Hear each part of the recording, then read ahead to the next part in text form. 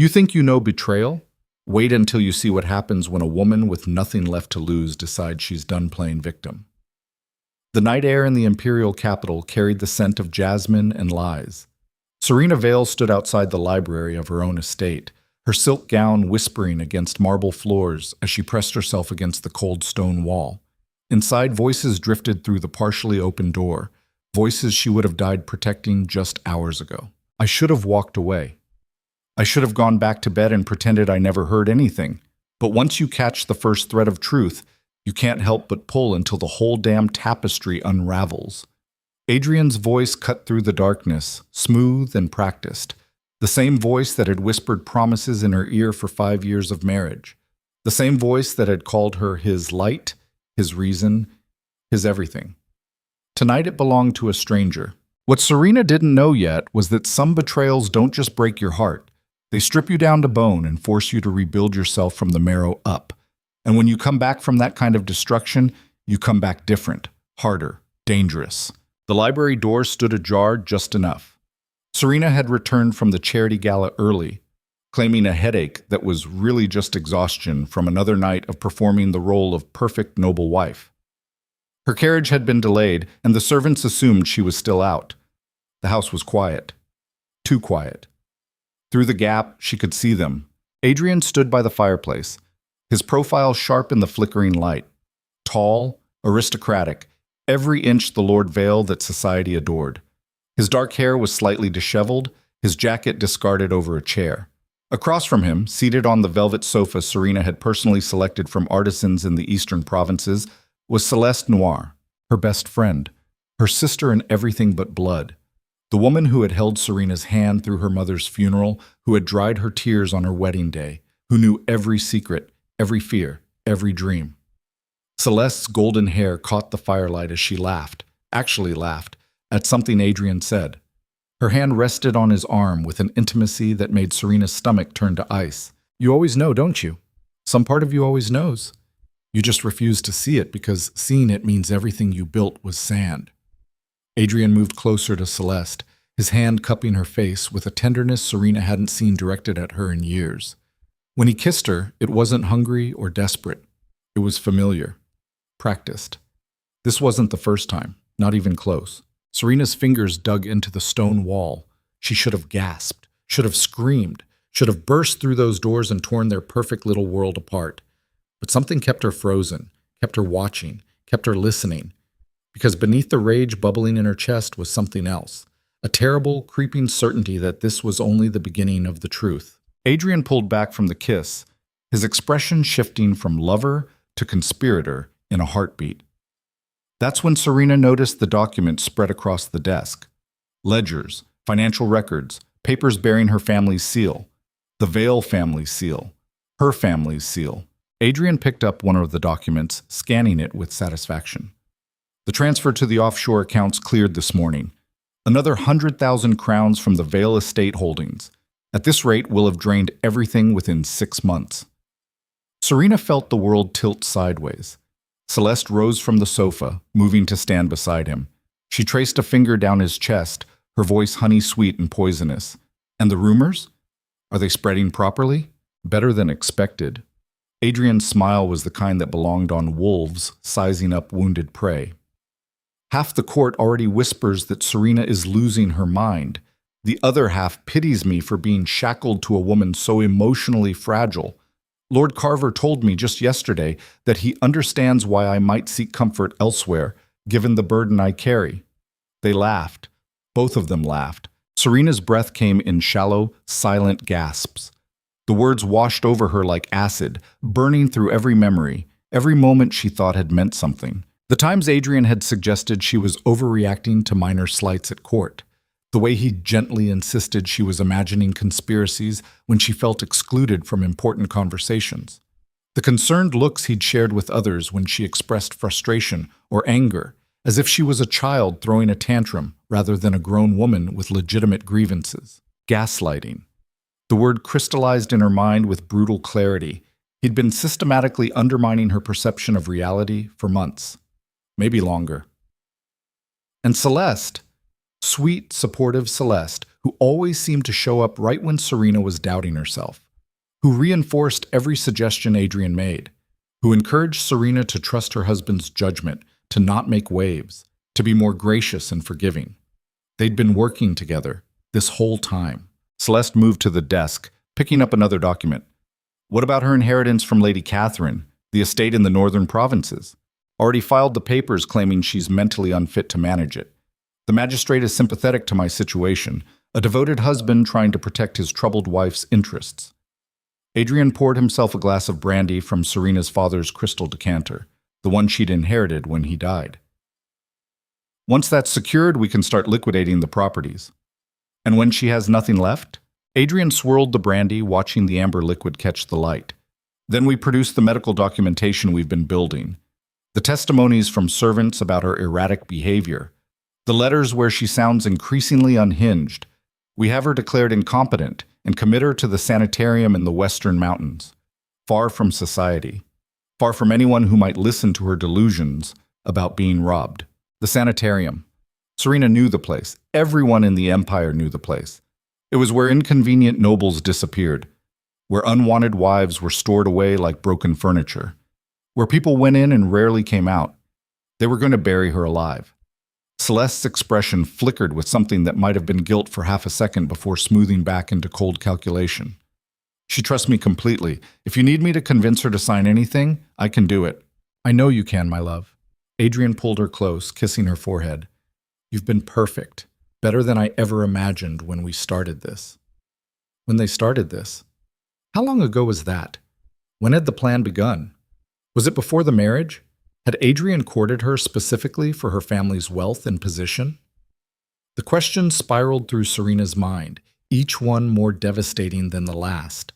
She thought about her wedding day, how Adrian had looked at her with what she thought was love, how Celeste had been her maid of honor, had helped her dress, had told her she was the luckiest woman in the empire. She thought about her mother's funeral 6 months ago, how Adrian had held her as she sobbed, how Celeste had organized everything, had been so helpful, so present. They'd probably been sleeping together even then, probably had been planning this for years. Every kind word had been a knife positioned for the killing blow. Every gesture of support had been another lock on her prison cell. Celeste pulled back from Adrian's embrace, her expression turning businesslike. What about the court? Once she's gone, there will be questions. Let them ask. Adrian's voice dripped with contempt. I'm the grieving husband who did everything possible to help his unstable wife. The court already pities me. Some of the older nobles have already approached me about suitable second marriages once I'm free. Young women from good families who would be grateful for the position. And me? Celeste's voice had an edge to it now. Adrian's smile was indulgent. You'll be compensated generously, darling, I promise. But you understand the politics. I need an alliance marriage, someone whose family connections can help me maintain the Empire's favor now that the Emperor is failing. The Emperor. Serena's mind caught on that detail even through the hurricane of her emotions. The Emperor was dying? That wasn't public knowledge. How did Adrian know? Celeste's jaw tightened, but she nodded. As long as the compensation is generous enough, I've earned it. You have. Adrian kissed her again, this time with heat. Now, we should finalize the last of the documents. I want everything in place before the Imperial Council meets next week. There are opportunities coming with the succession that we need to be positioned for. Succession. The word hung in the air like a blade. The Emperor was dying, and Adrian was positioning himself for whatever chaos came next. This wasn't just about stealing her fortune. This was about power. Political power on a scale that made their personal betrayal seem almost quaint. Serena forced herself to step back from the door, moving on silent feet down the corridor. Her mind raced, cataloging everything she'd heard, everything she'd seen. Part of her wanted to run back into that room and confront them, to scream and rage and demand answers. But another part, a colder, sharper part, that she hadn't known existed until this moment, understood that would be suicide. They had documentation, witnesses, a narrative already constructed and accepted by half the court. If she burst in now, hysterical and accusatory, she would be playing exactly the role they'd written for her. The unstable, paranoid wife who couldn't distinguish reality from delusion. No one would believe her. They'd already made sure of that. The realization settled over her like a death shroud. She was alone. Completely, utterly alone in a court full of vipers who already believed she was losing her mind. Serena made it to her chambers before her legs gave out. She sank onto the floor beside her bed, hands shaking, breath coming in ragged gasps. The room spun around her, the room she'd decorated with such care, filled with memories she'd thought were real. All lies, every single moment. How long had they been laughing at her? How many times had Celeste sat in this very room, pretending to be her friend while plotting her destruction? How many nights had Adrian shared this bed while fantasizing about another woman and counting the money he was stealing? The worst part wasn't the betrayal itself. The worst part was realizing she'd been so blind, so trusting, so pathetically grateful for their affection that she'd never questioned anything. She'd been so desperate to belong, to be loved, to matter in this brutal court that she'd ignored every warning sign.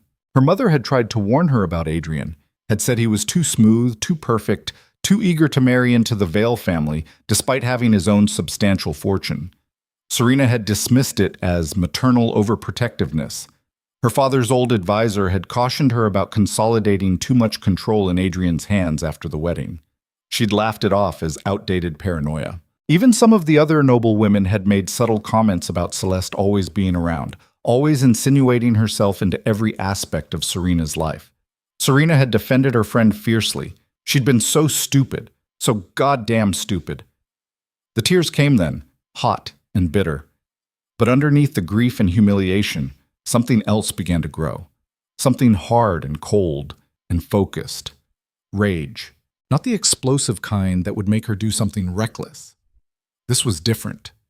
This was the kind of rage that calcified into purpose, that transformed pain into fuel. They thought they'd broken her.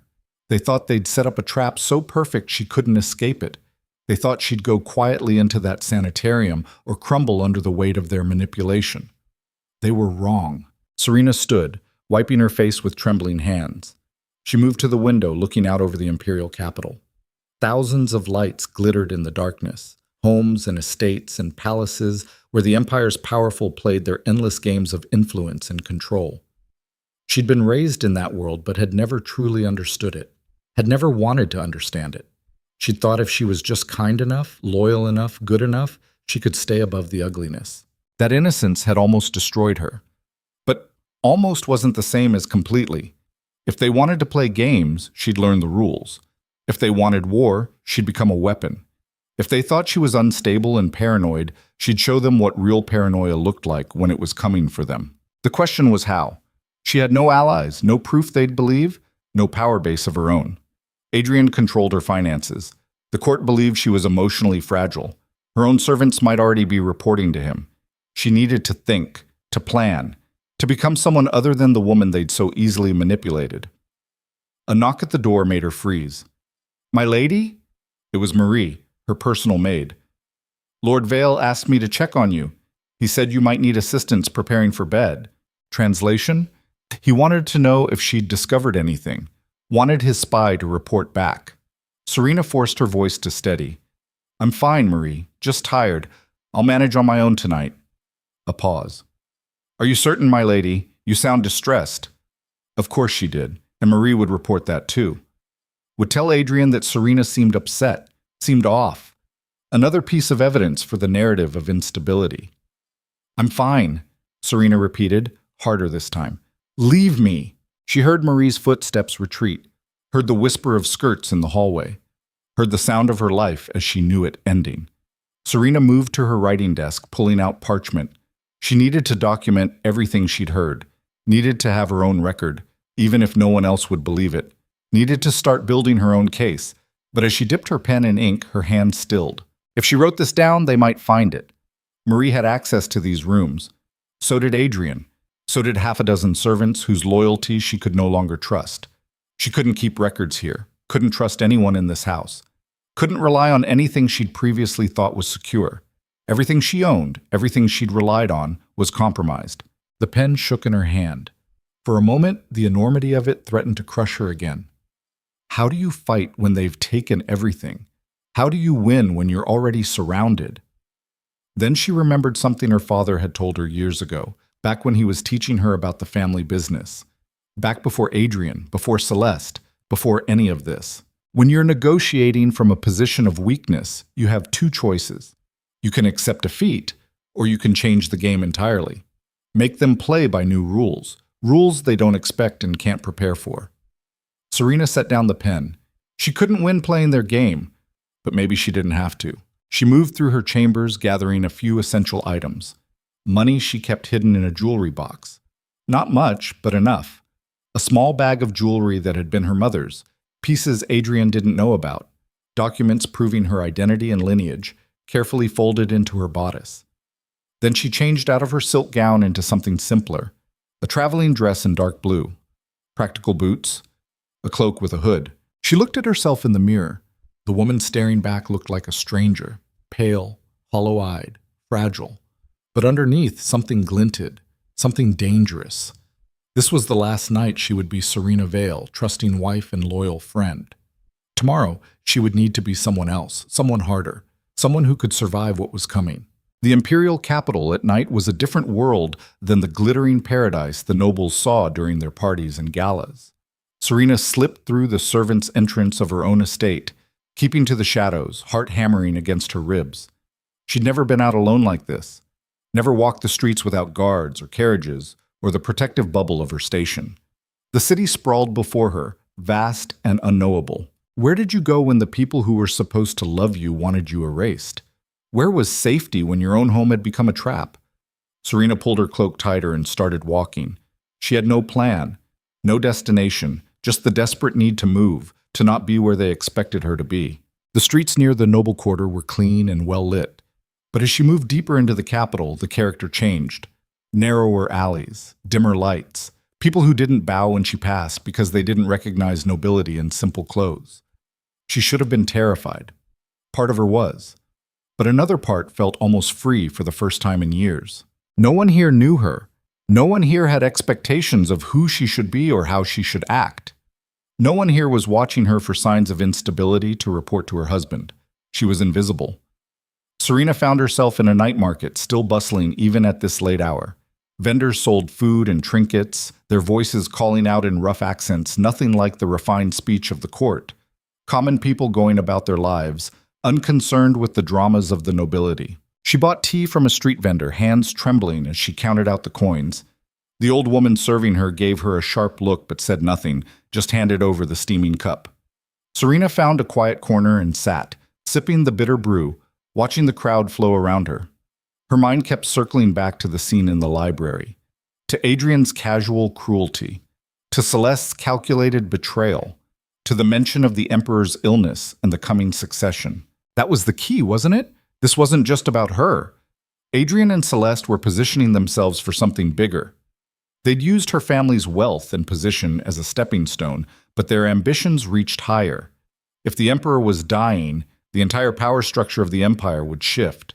The crown prince, Lucian Ashford, would take the throne, and whoever had influence with the new emperor would control the empire. Adrian was making his play for that influence. That's what the money was for.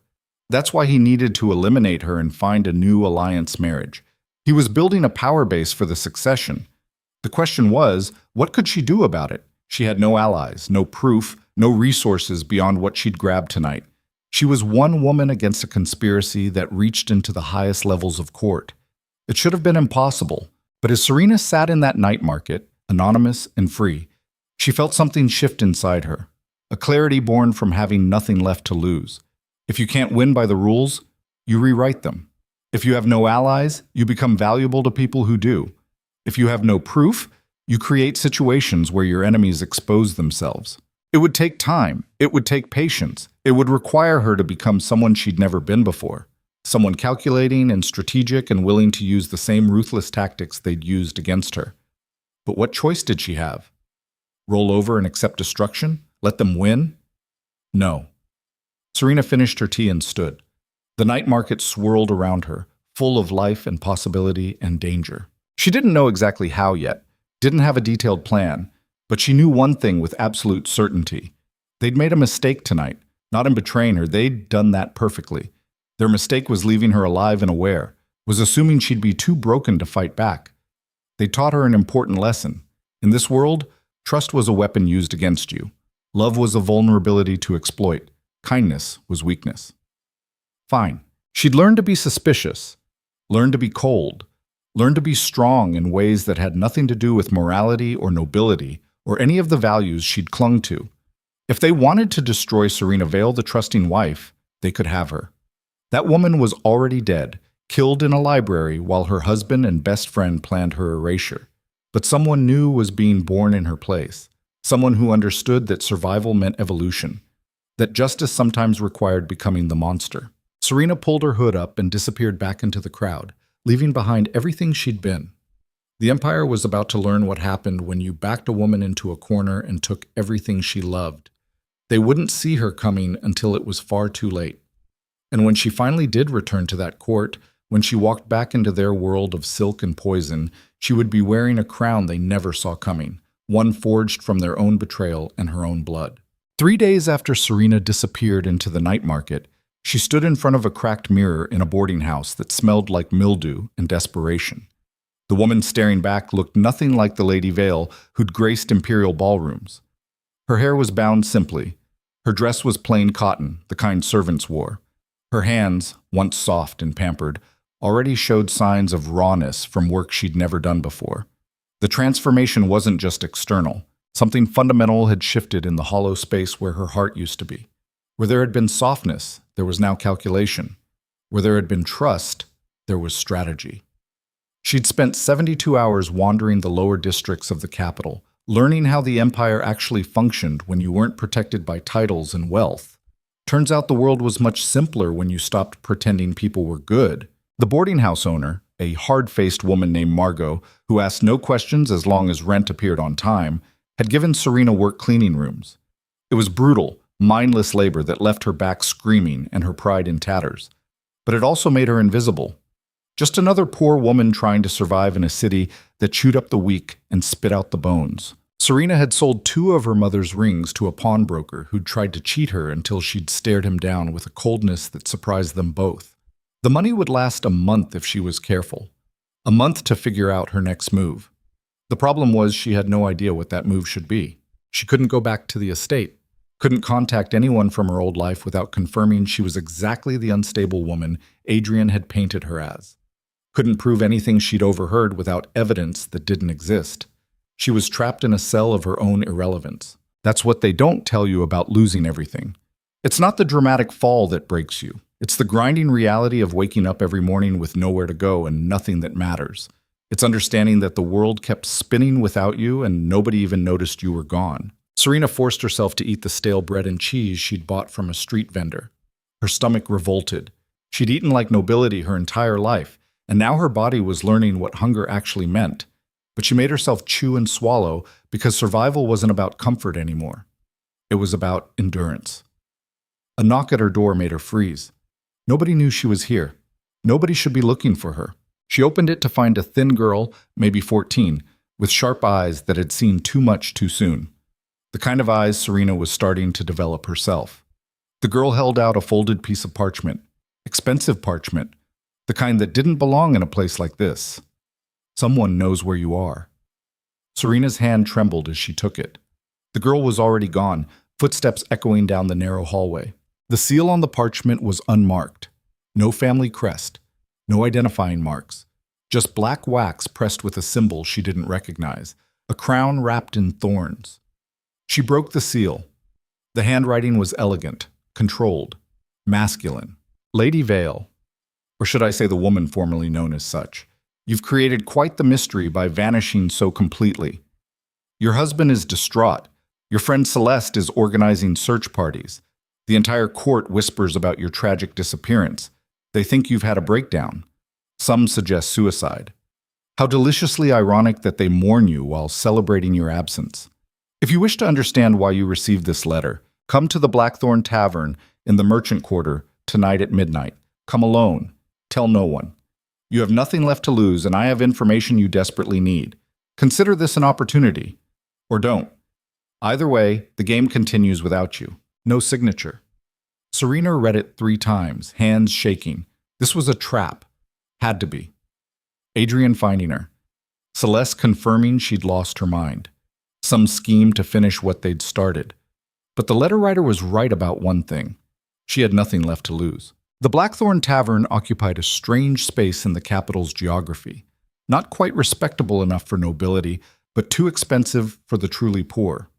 Merchants and low-level bureaucrats drank there, people with aspirations but not quite enough power to matter. Serena arrived at 1:45, hood pulled low, every nerve screaming danger. The tavern was dim and smoky, smelling of cheap wine and cheaper tobacco. Men played cards in corners. Women who weren't quite prostitutes, but weren't quite not flirted with men who weren't quite drunk, but weren't quite sober. She found a table in the back and waited. Midnight came and went.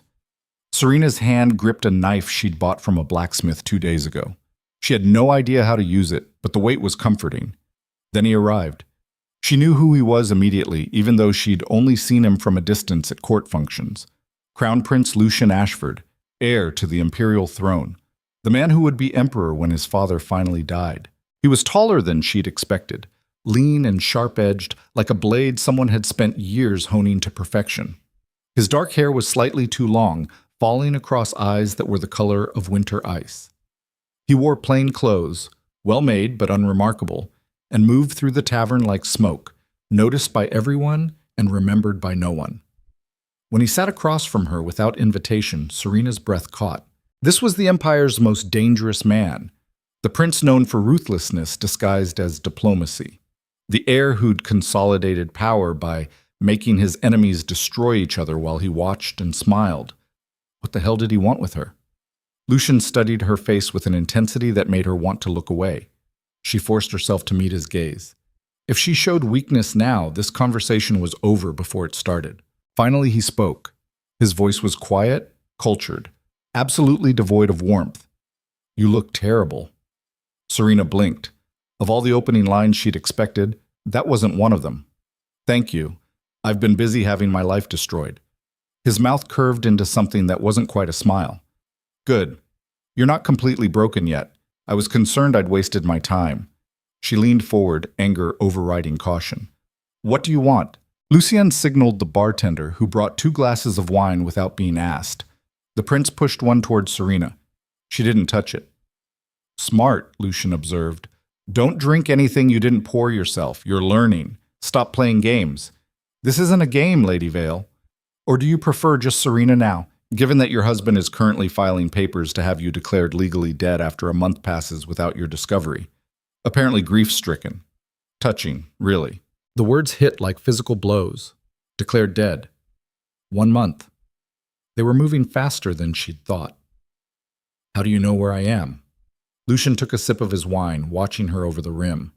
"I know everything that happens in this capital, every transaction, every whisper, every secret that people think they're keeping. When a noble lady vanishes and starts pawning jewelry in the lower districts, that information reaches me before the pawnbroker finishes counting his profit. You're having me followed. I'm having everyone followed. You're not special, you're just currently interesting." Serena's hand tightened on the knife under the table. "Why?" Lucien set down his glass. "Because your husband and your former friend are part of a conspiracy that threatens the stability of my succession. Because they're stealing wealth from established noble families to buy influence with corrupt administrators. Because they're positioning themselves to control key appointments in my future government. And because you're the only person who has both motive and knowledge to help me destroy them." The room seemed to contract around those words. Serena's mind raced, trying to process what he was offering. "You want to use me?" "Yes." "And after you've used me?" Lucian's expression didn't change. "That depends entirely on how useful you prove to be." There it was, the truth without decoration. He wasn't pretending to care about her suffering or her betrayal. He was offering a transaction, her revenge in exchange for his political advantage. It should have disgusted her, should have made her walk away. Instead, she felt something close to relief. At least he was honest about it. "What exactly do you want from me?" Serena asked. "Information. Testimony when the time comes. Your cooperation in revealing the full extent of their network. Your husband isn't working alone. There are at least a dozen noble families involved in this scheme. I need to identify all of them before I make my move. And you think I can do that? I think you're motivated. Lucian leaned back in his chair, studying her like she was a puzzle he was solving in real time. Your husband believes you're weak, emotional, easy to manipulate. He built his entire strategy around that assumption, but you're sitting here instead of drowning yourself in a river, which suggests he miscalculated. Serena felt heat rise in her chest, rage or shame or some toxic combination of both. You don't know anything about me. I know you were raised to be decorative, taught to be agreeable, conditioned to trust the people who smiled while they destroyed you. I know you've spent your entire life trying to be good enough to deserve love, and I know that discovering goodness doesn't matter must have felt like dying. His words were surgical, cutting through every defense she had. Stop. Why? Because it hurts? You need to understand what you're dealing with, Serena.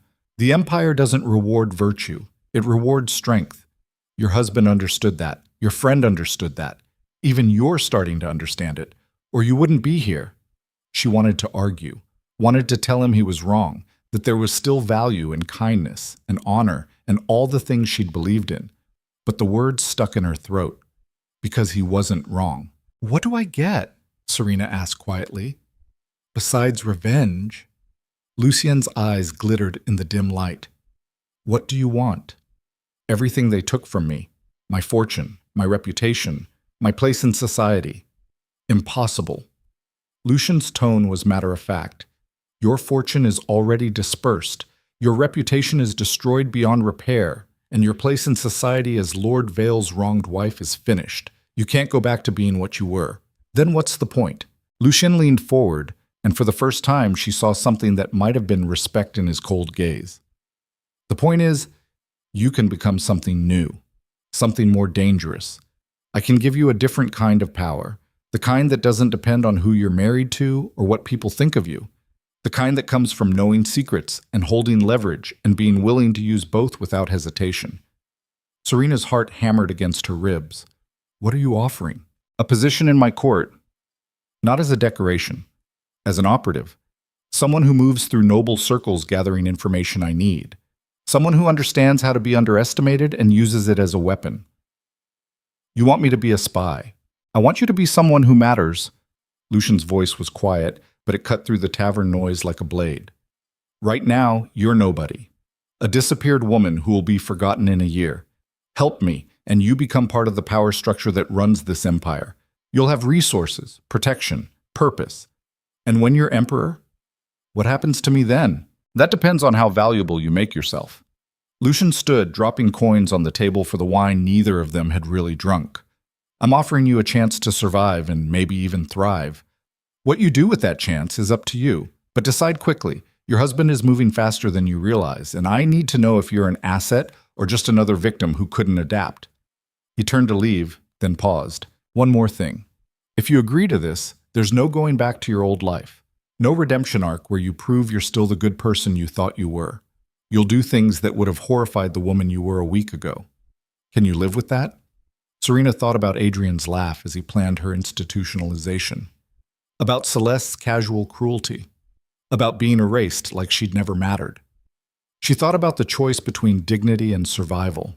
It wasn't really a choice at all. Yes, she said. I can live with that. Lucian studied her for a long moment, then nodded once. Someone will contact you tomorrow with instructions. Don't disappoint me, Serena. I don't give second chances. Then he was gone, dissolving into the crowd like he'd never been there. Serena sat alone at the table, hands shaking, mind reeling. She'd just agreed to become a tool for the crown prince, had signed away whatever remained of her innocence in exchange for a chance at power. The old Serena would have been horrified. But the old Serena was dead. The new one was just getting started. The instructions arrived at dawn, delivered by the same sharp-eyed girl who'd brought the first letter.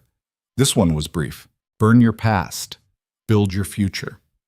Meet Eleanor Ashford at the Rose Garden Estate at noon. She'll explain everything. Eleanor Ashford, Lucian's younger sister. The imperial princess known for her intelligence and her absolutely ruthless management of the royal family's public image. Serena had never spoken to her directly, but she'd heard stories. Eleanor was the one who made problems disappear, who turned scandals into opportunities, who smiled sweetly while destroying anyone who threatened her family. If Lucien was the blade, Eleanor was the poison. The Rose Garden estate sat on the northern edge of the capital, far enough from the imperial palace to avoid constant scrutiny, but close enough to maintain the appearance of royal control. It was beautiful in a calculated way, every flower placed for maximum visual impact, every path designed to create the illusion of natural beauty while maintaining absolute order. Serena was escorted through a side entrance by silent servants and led to a sunlit conservatory where Princess Eleanor sat reading correspondence.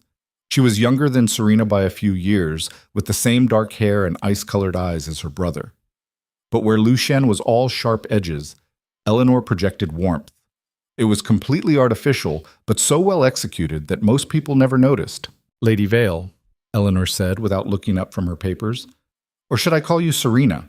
I understand we're dispensing with formalities." "Your Highness?" Eleanor glanced up, her gaze dissecting Serena in seconds. "Please, we're co-conspirators now. Call me Eleanor. Sit." Serena sat. The chair was uncomfortable by design, she realized. Kept you off balance. Kept you focused. "My brother tells me you're willing to help us," Eleanor continued, "but willingness isn't the same as capability. I need to understand what you actually know and what you can provide. I overheard my husband and Celeste Noir discussing their scheme. They're stealing from my family's accounts and planning to have me committed to a sanitarium. They mentioned others involved, corrupt nobles positioning themselves for the succession." "Names?" Serena hesitated. She'd been running on survival instinct for days, but this was different. This was actively choosing to betray people she'd once called friends, people she'd dined with, danced with. Eleanor's expression hardened. "Let me be very clear about something. The moment you walked into that tavern last night, you made a choice. You can either commit to it fully, or you can leave now and take your chances alone. But if you stay, I need complete honesty. No holding back because you're worried about being a good person. Good people don't survive what's coming." The words echoed what Lucien had said, what Serena herself had been thinking.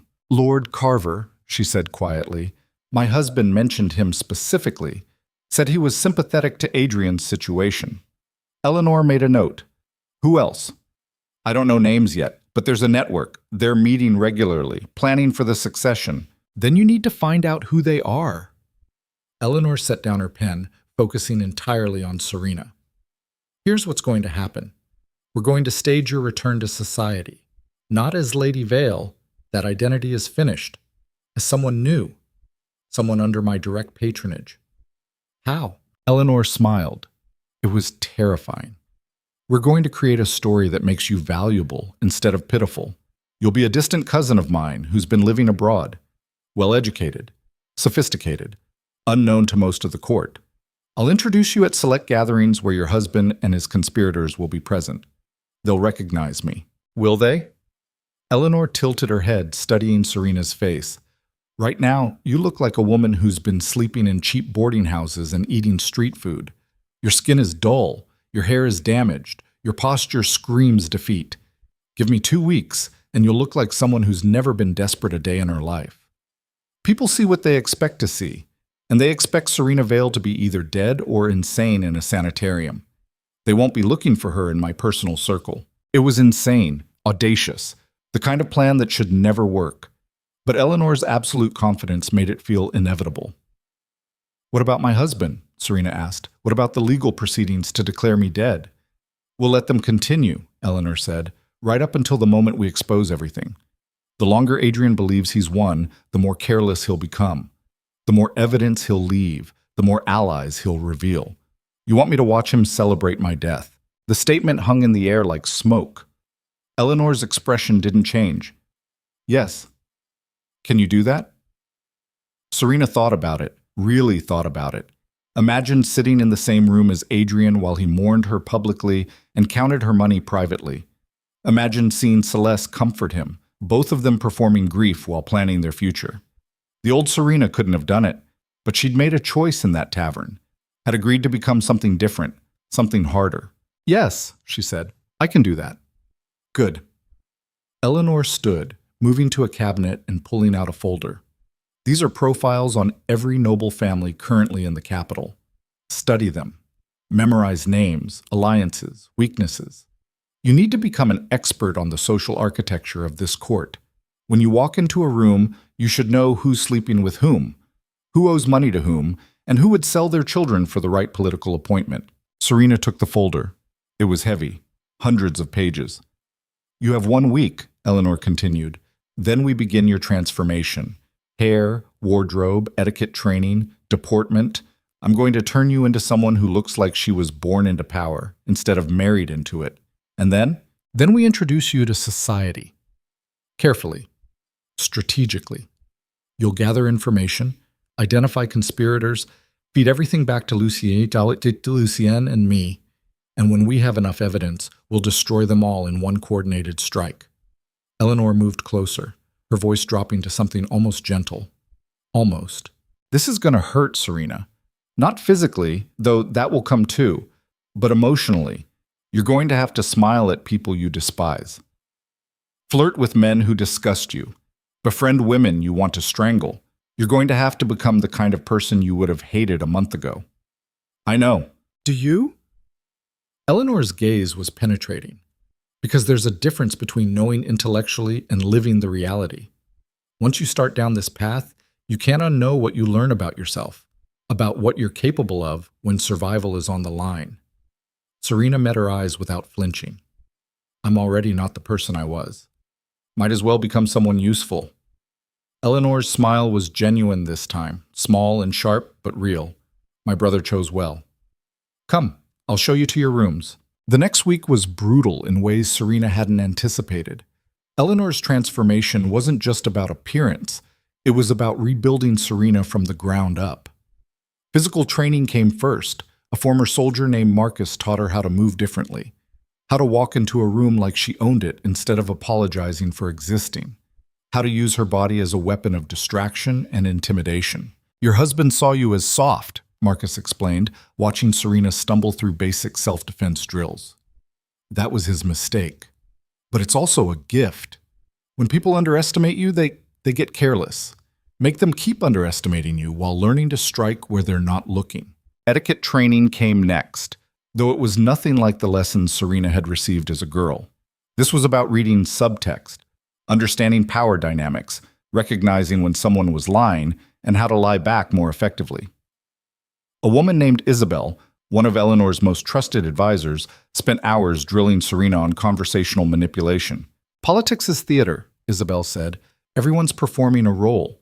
Your job is to figure out what they want you to think while discovering what they're actually hiding. Watch their hands, their eyes, the pauses before they answer questions. People reveal themselves in the spaces between words, but the hardest part was the psychological reconstruction. Eleanor brought in a former intelligence operative named Thomas, who specialized in what he called strategic emotional management. You're angry, Thomas observed during their first session. That's good. Anger is fuel. But right now, your anger is unfocused. It makes you reactive instead of strategic. We need to channel it, make it cold instead of hot. Turn it into something you can use instead of something that uses you. He taught her techniques for compartmentalizing, for feeling emotions without being controlled by them, for maintaining a facade of calm while her mind worked 3 steps ahead.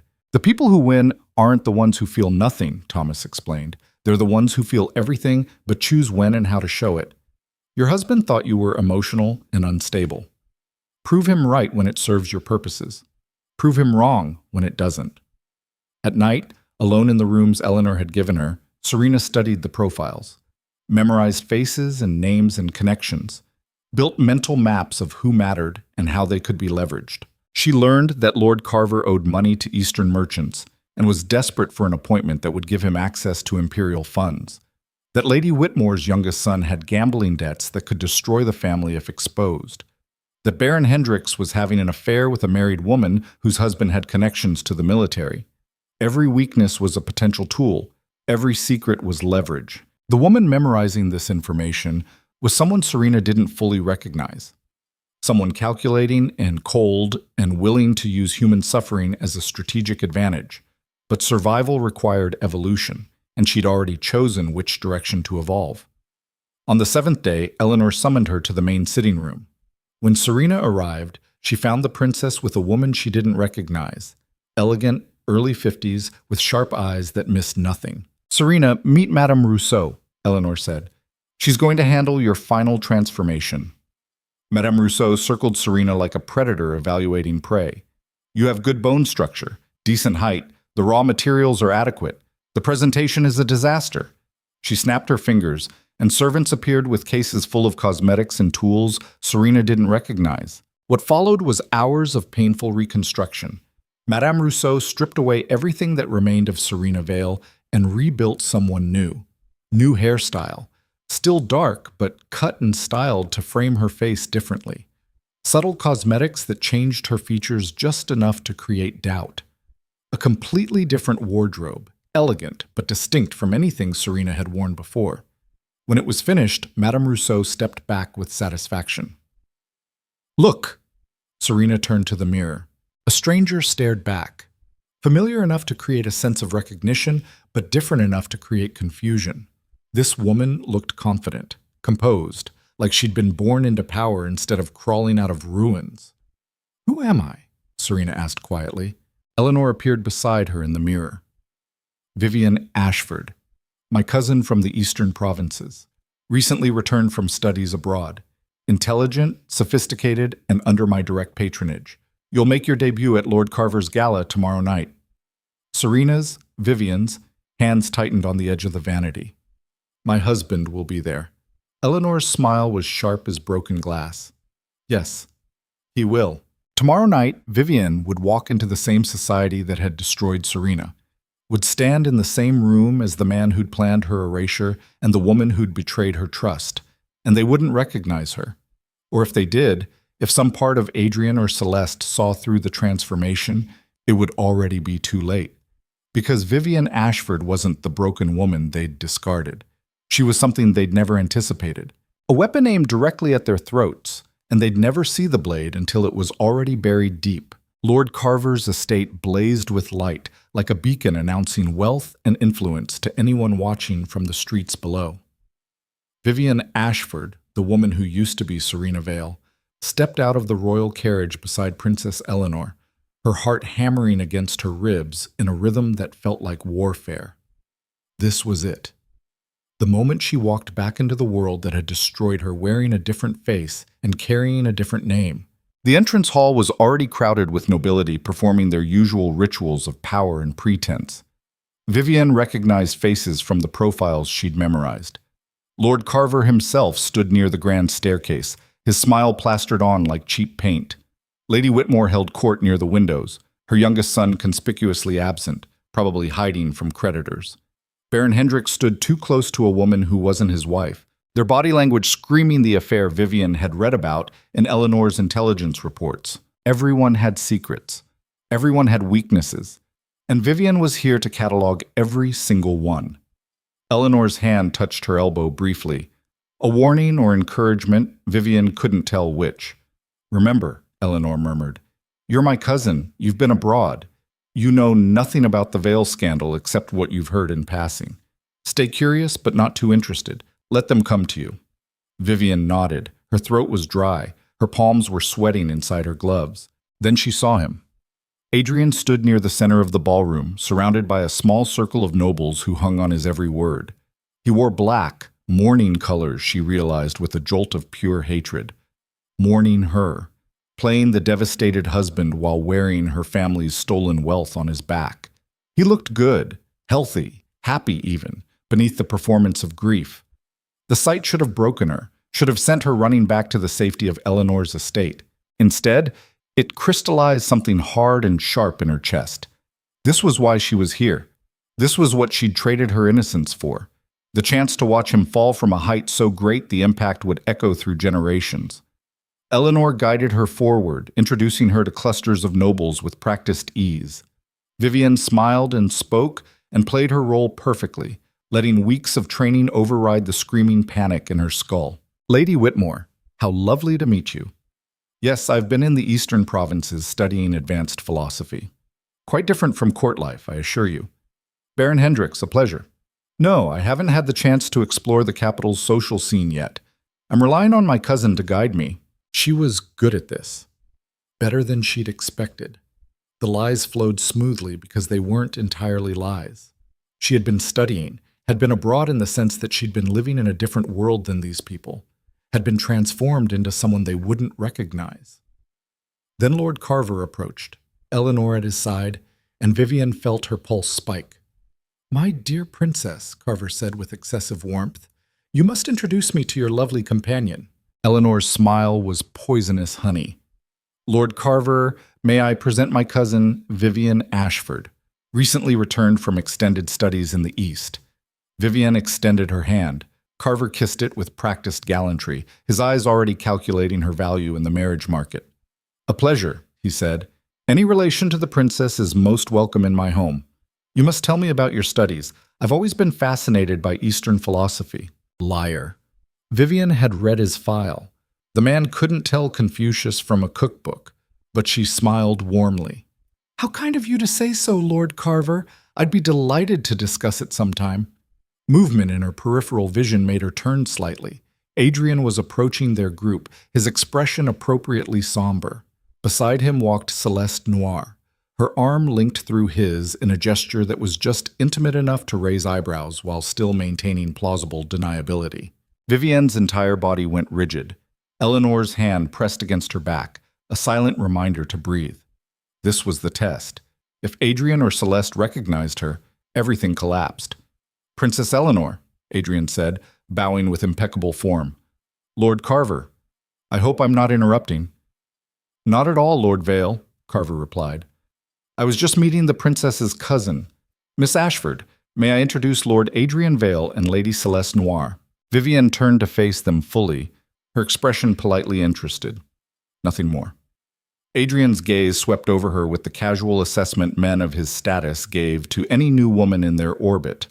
No recognition, no suspicion, just mild interest in Eleanor's unknown cousin. But Celeste's eyes narrowed slightly, her head tilted just a fraction. She sees something. The thought ricocheted through Vivian's mind like a bullet. She knows. "A pleasure," Vivian said, her voice steady despite the hurricane in her chest. "I'm sorry, Vale, did you say? I believe I heard something about your family recently, a tragedy of some kind?" Adrian's expression shifted into practiced grief. It was masterful, really, the slight tightening around his eyes, the careful control of his voice. "My wife," he said quietly. "She disappeared several weeks ago. The authorities believe she may have taken her own life, though we've found no body." "How terrible," Vivian murmured. "You have my deepest condolences." "She's staring at you." Celeste was definitely staring, her gaze dissecting Vivian's face like she was solving a puzzle. Vivian forced herself to meet Celeste's eyes directly. Confidence, Eleanor had taught her. People who have nothing to hide don't look away first. "Lady Noir," she said warmly, "that's a striking dress. The embroidery is exquisite." The compliment broke whatever spell was forming. Celeste blinked, smiled automatically. "Thank you. It's from a designer in the southern provinces. I'll have to visit them. I'm still building my wardrobe after being away so long. Small talk, meaningless pleasantries. The language of nobility that meant nothing and everything simultaneously." Adrian was already losing interest, his attention shifting to Eleanor. "Princess, I wonder if I might have a moment of your time later this evening. There's a matter regarding the upcoming council appointments I'd like to discuss." "Of course, Lord Vale," Eleanor said smoothly. "Perhaps after the dinner service." He bowed again and moved away, Celeste following. But Celeste glanced back once, her expression thoughtful.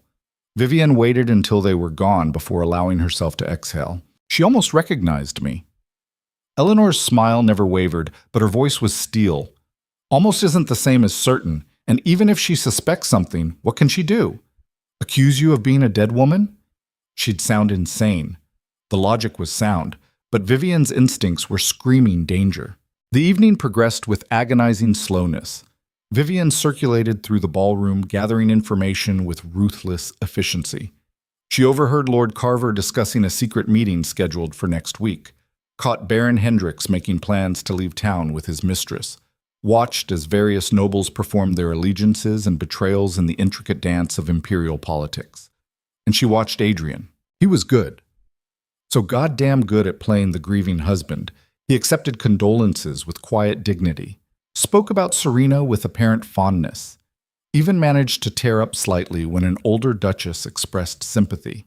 But Vivian saw the truth beneath the performance, saw how his gaze tracked women in the room with predatory assessment, saw how he laughed just a bit too freely when he thought no one important was watching, saw the way he touched Celeste's lower back when they thought they were unobserved, possessive, and intimate. Everything Eleanor had said was true. The longer he believed he'd won, the more careless he became. During dinner, Vivian found herself seated between a pompous count and a nervous young baron who kept spilling wine. Across the table, 3 seats down, Adrian held court with easy charm. Celeste sat beside him, playing the devoted friend comforting the bereaved husband. The young baron, Lord Edmund something, she'd already forgotten his full name, leaned toward her conspiratorially. "Terrible business about Lady Vale," he whispered, slightly drunk. "Though between you and me, I heard she was quite unstable. Her husband is a saint for tolerating it as long as he did." Vivian's fingers tightened on her fork. "Oh?" Edmund nodded enthusiastically. Apparently she accused him of the most ridiculous things, imagined conspiracies, made scenes at social functions. The poor man tried everything to help her, but some people simply can't be saved. The narrative had taken root, spread through the court like disease. They'd done their work well. "How tragic," Vivian managed. "Though I suppose we can never truly know what happens in private." Edmund blinked at her, confused by the subtle implication. Then he laughed awkwardly and turned to bother someone else. Vivian looked up to find Celeste watching her again from across the table. Their eyes met, and for just a moment something flickered in Celeste's expression. Recognition? Suspicion? Vivian couldn't tell. Then Celeste smiled. It was her old smile, the one that used to make Serena feel safe and loved and valued. Now it looked like knives hidden behind silk. After dinner, the guests moved to the drawing rooms for cards and conversation. Vivian found herself cornered by Lady Whitmore, who wanted to discuss eligible bachelors with Eleanor's mysterious cousin. "You're quite striking, dear," Whitmore said, her assessment purely transactional. "With the princess's patronage, you could make a very advantageous match. Perhaps even Lord Vale, once an appropriate mourning period has passed. He'll need a new wife eventually, and his position is quite secure." The suggestion made Vivian's stomach turn, but she smiled politely. "I'm not looking to marry immediately, Lady Whitmore. I've only just returned." Of course, but it never hurts to position oneself appropriately. These things take time to arrange." Vivian was saved from responding by Eleanor's approach. The princess's expression was carefully neutral, but Vivian had learned to read the tension in her shoulders. Something was wrong. "Cousin," Eleanor said smoothly, "would you join me for a moment? There's someone I'd like you to meet." They excused themselves and moved to a quiet alcove near the gardens. Eleanor's facade dropped the moment they were alone. "We have a problem." Vivian's pulse spiked. "What kind of problem?" Lucien just sent word. "There's been a development with the conspiracy. It's bigger than we thought. The corrupt nobles aren't just positioning themselves for appointments. They're planning to contest Lucien's succession entirely." Vivian felt the ground shift beneath her. "Contest the succession? That's treason." "Yes." Eleanor's voice was tight. "They're claiming the Emperor's illness has made him incompetent to rule. They want to install a regency council until a suitable heir can be chosen. And they're arguing that Lucien is too young and inexperienced to lead the empire through the current crisis. Who's leading this? That's the problem." Eleanor's eyes were hard as diamonds. "We thought it was just opportunistic corruption. But there's someone coordinating everything. Someone with enough influence to unite multiple noble families behind a single strategy. Someone who's been planning this for years." Vivian's mind raced through the profiles she'd memorized. The connections, the alliances. Who? We don't know yet.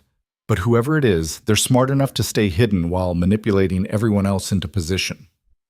Eleanor paused, her expression unreadable.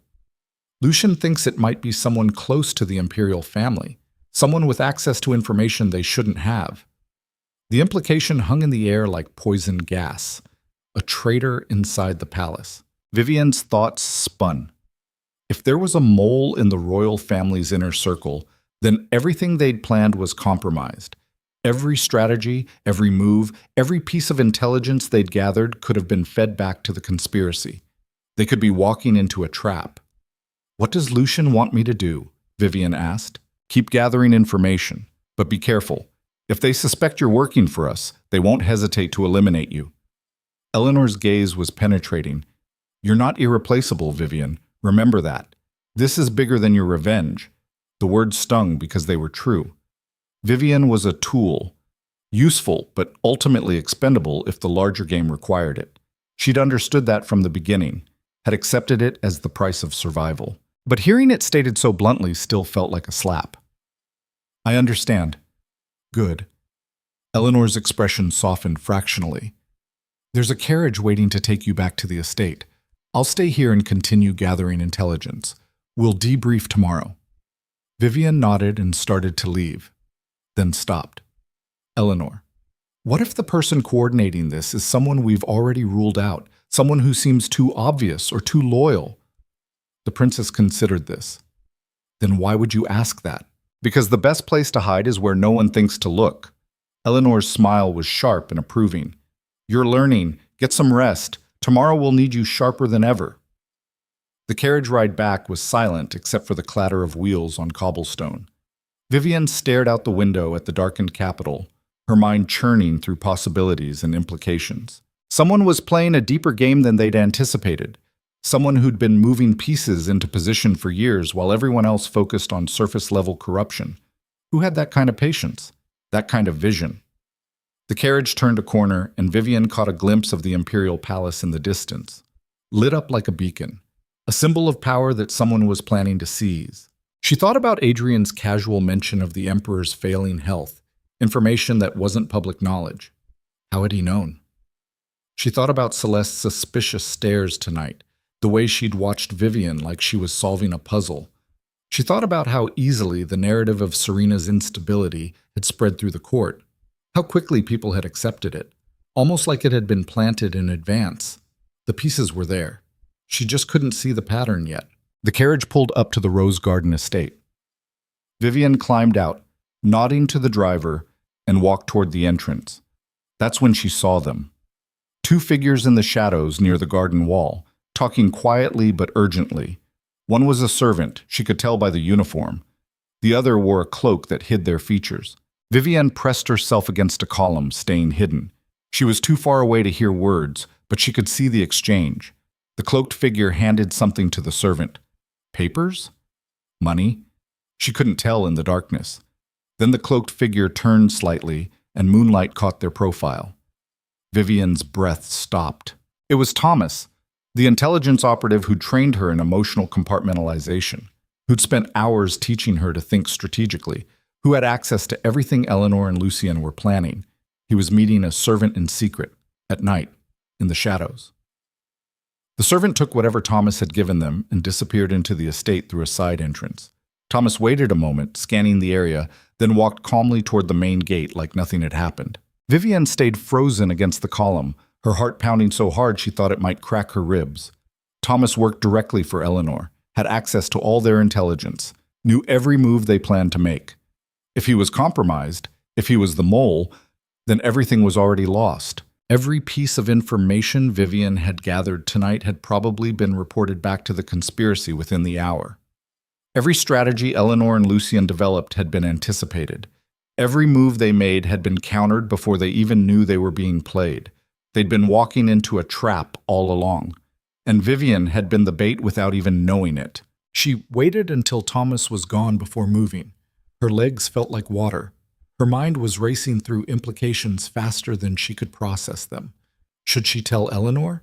But what if Eleanor already knew? What if this went higher than Thomas? What if Eleanor herself was part of it? No, that didn't make sense. Eleanor had nothing to gain from undermining her own brother's succession, unless she did.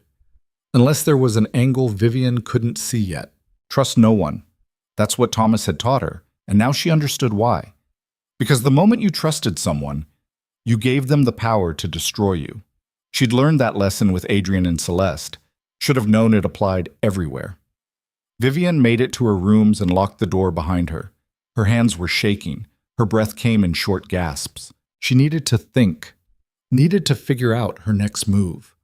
But every option felt like walking deeper into darkness without knowing what was waiting there.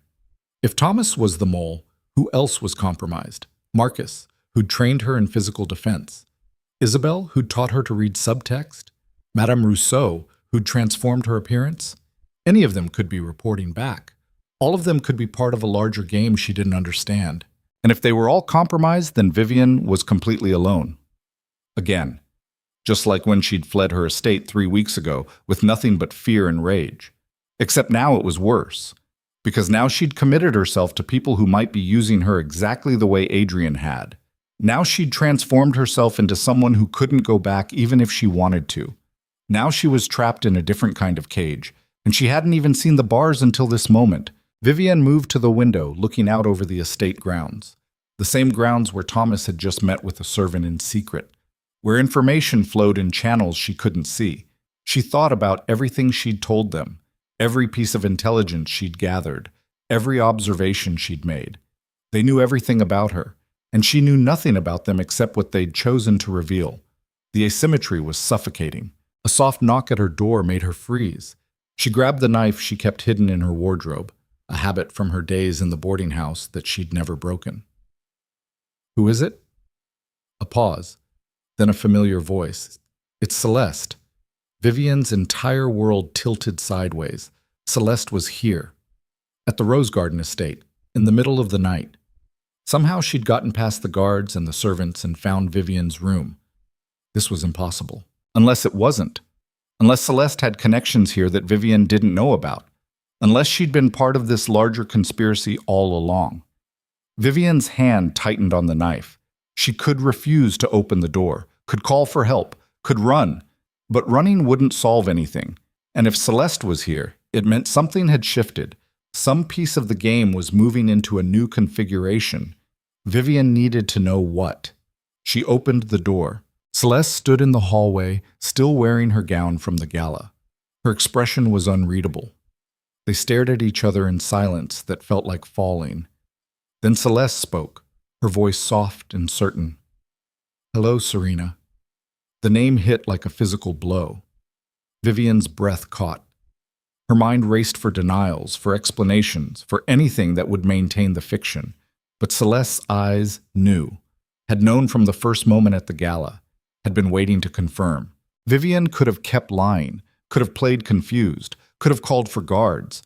Instead, something broke inside her, some last piece of the person she used to be that still believed in the possibility of truth between them.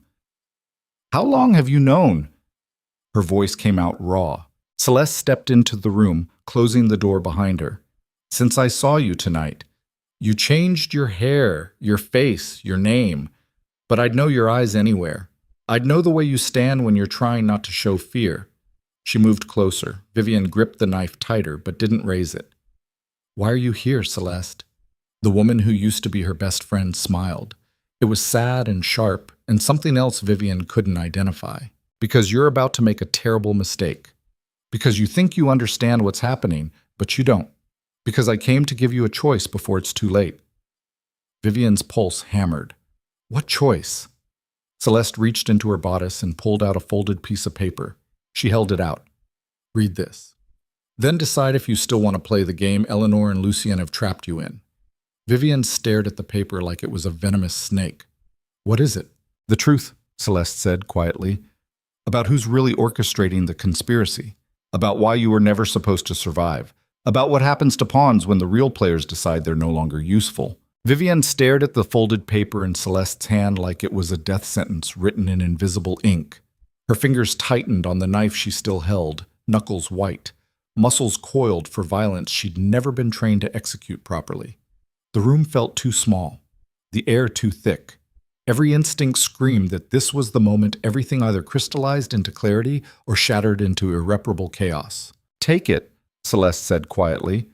Her voice had none of the warmth Serena remembered from years of friendship. It was clinical, surgical. The voice of someone performing an amputation without anesthesia because waiting would let the infection spread. Vivian didn't move. "Why would I trust anything you give me? Because I'm the only person in this entire godforsaken empire who's telling you the truth." Celeste's eyes were hard and bright. "Eleanor is using you. Lucien is using you. Adrian thinks you're dead, which makes you the perfect ghost to haunt his ambitions. But none of them, not one single person in this game, actually gives a damn whether you survive it. The words landed like artillery fire, systematic and devastating. And you do? Vivian's laugh was bitter acid. You helped Adrian steal my fortune, helped him build the case to have me declared insane. You were there while he planned to bury me in a sanitarium and walk away with everything I had. Celeste flinched. It was brief, barely perceptible, but it was there, the first crack in her armor. I know what I did. Her voice dropped lower. I know what I am, but at least I'm being honest about it now. She took another step closer. Vivian raised the knife slightly. Not enough to threaten, but enough to remind them both it existed.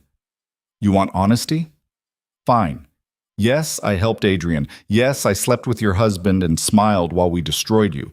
Yes, I deserve whatever hatred you're carrying. But I did it because I had to survive, Serena. Just like you're doing now. Just like everyone in this court does every single day. Don't you dare compare us. Why not? Celeste's expression was defiant. Because you think your survival is more noble than mine? Because Eleanor dressed you up and gave you a purpose that feels like redemption? You're still just another weapon someone else is wielding. At least I chose my own damnation. The statement hung between them like a blade balanced on its edge. Vivian wanted to argue, wanted to deny the parallel, but somewhere in the deepest part of her mind, the part that had been learning cold calculation from Thomas and strategic manipulation from Isabel, she recognized the terrible truth in Celeste's words. They were both survivors. Both had transformed themselves into something harder and sharper to avoid being crushed. The only difference was the direction they'd chosen to cut. What's on the paper? Vivian asked finally.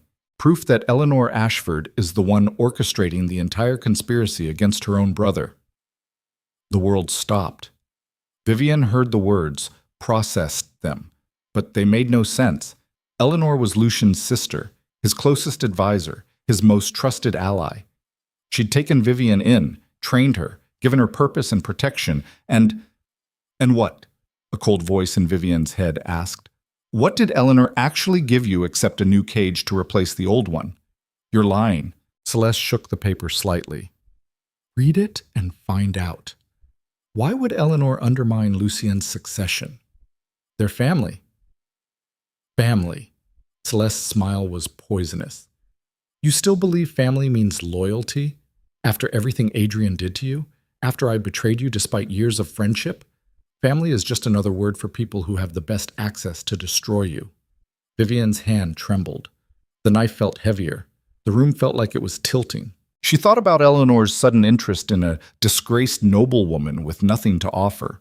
The princess could have chosen anyone to infiltrate the conspiracy, could have used any of a dozen trained operatives, but she'd chosen Serena specifically. A woman so broken and desperate she'd accept any offer of salvation without questioning the terms. She thought about how easily Eleanor had anticipated every move, how perfectly she'd positioned Vivian at Lord Carver's gala, how conveniently the intelligence always led exactly where Eleanor wanted it to lead. She thought about Thomas meeting a servant in secret, about how exposed she'd felt realizing the mole might be inside the Rose Garden estate. What if it wasn't just Thomas? What if the conspiracy and the counter-conspiracy were both controlled by the same person? What if Eleanor had been playing both sides from the beginning? The paper still waited in Celeste's hand. Vivian could take it or refuse it, could believe or deny, could stay in the comfortable fiction that she was working for the righteous side, or face the possibility that there were no righteous sides, just different flavors of ambition and control. You have maybe an hour before Eleanor realizes I'm here, Celeste said, before she sends people to kill both of us and makes it look like you had another breakdown. Violent this time. Attacked a guest before taking your own life. So tragic. So predictable for someone as unstable as poor Serena Vale. How did you even get in here? Because Eleanor's head of security is one of Adrian's co-conspirators. Because half the servants in this estate report to people who aren't the royal family. Because the walls you think are protecting you are actually your prison bars, and you've been too desperate to see it. Vivian's breath came faster. Her mind raced through everything she'd observed over the past weeks. The training that had isolated her from outside contact. The intelligence that had come only through Eleanor's filtered channels. The way she'd been kept focused on Adrian and Celeste as enemies while never questioning the people supposedly helping her. It was the same pattern Adrian had used. The same systematic isolation and manipulation, just dressed in different clothes and sold with a different narrative. She'd recognized it immediately when looking back at her marriage. Why hadn't she seen it happening again? Because people who've been starved will eat poison if it's offered with kindness. Because desperation makes you blind to anything except the hand pulling you out of darkness. Because she'd wanted so badly to believe someone was on her side that she'd ignored every warning sign. "Give me the paper." Celeste handed it over without hesitation. Vivian unfolded it with shaking hands, angling it toward the lamplight. It was a letter, written in Eleanor's distinctive handwriting, addressed to Lord Carver. "The Vale woman is progressing as expected. She suspects nothing beyond what we've allowed her to discover. Continue spreading the narrative of her husband's conspiracy. It keeps her focused on personal revenge rather than the larger pattern. When the time comes, her testimony will be the final piece we need to justify martial law and the formation of a Regency Council. My brother will be removed for his own protection, and those of us who actually understand how to govern will take control. Make sure your allies are prepared for the transition. The Empire cannot afford Lucian's idealistic incompetence." The words blurred. Vivian read them again. Then again. Eleanor wasn't fighting the conspiracy. She was leading it, using the threat of corrupt nobles to position herself as the savior who needed emergency powers to restore order. And once she had those powers, Lucienne would be sidelined, possibly permanently. It was brilliant, absolutely ruthless and brilliant. Create a crisis. Offer yourself as the solution. Consolidate power while claiming you're protecting the realm. And Vivian, broken, desperate, perfectly motivated Vivian, was the patsy who'd provide the emotional testimony that would justify it all. The wronged wife exposing corruption. The sympathetic victim the people would rally behind. The perfect cover for a coup disguised as reform. "This could be forged," Vivian said, but her voice lacked conviction. "It could be," Celeste agreed. "But you know it's not. You've already seen the pieces, you just didn't want to assemble them." Vivian's legs felt weak. She moved to the bed and sat before they could give out entirely. The knife dropped from her nerveless fingers. Everything she'd built over the past 3 weeks was ash. Every plan, every purpose, every identity she'd constructed was just another manipulation, just another performance in someone else's script. She was right back where she'd started, alone and used and surrounded by liars. The difference was now she knew what she was. "Why tell me this?" Vivian looked up at Celeste. "What do you get out of it?" Celeste's expression was impossible to read. "Maybe I'm tired of being a pawn too. Maybe I see something of myself in what you've become and it scares me.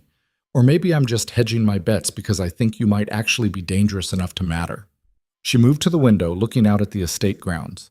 The same grounds where Vivian had seen Thomas conducting his secret meeting. "Adrian thinks he's going to marry into a powerful family and ride Eleanor's coup to a position of real influence," Celeste continued.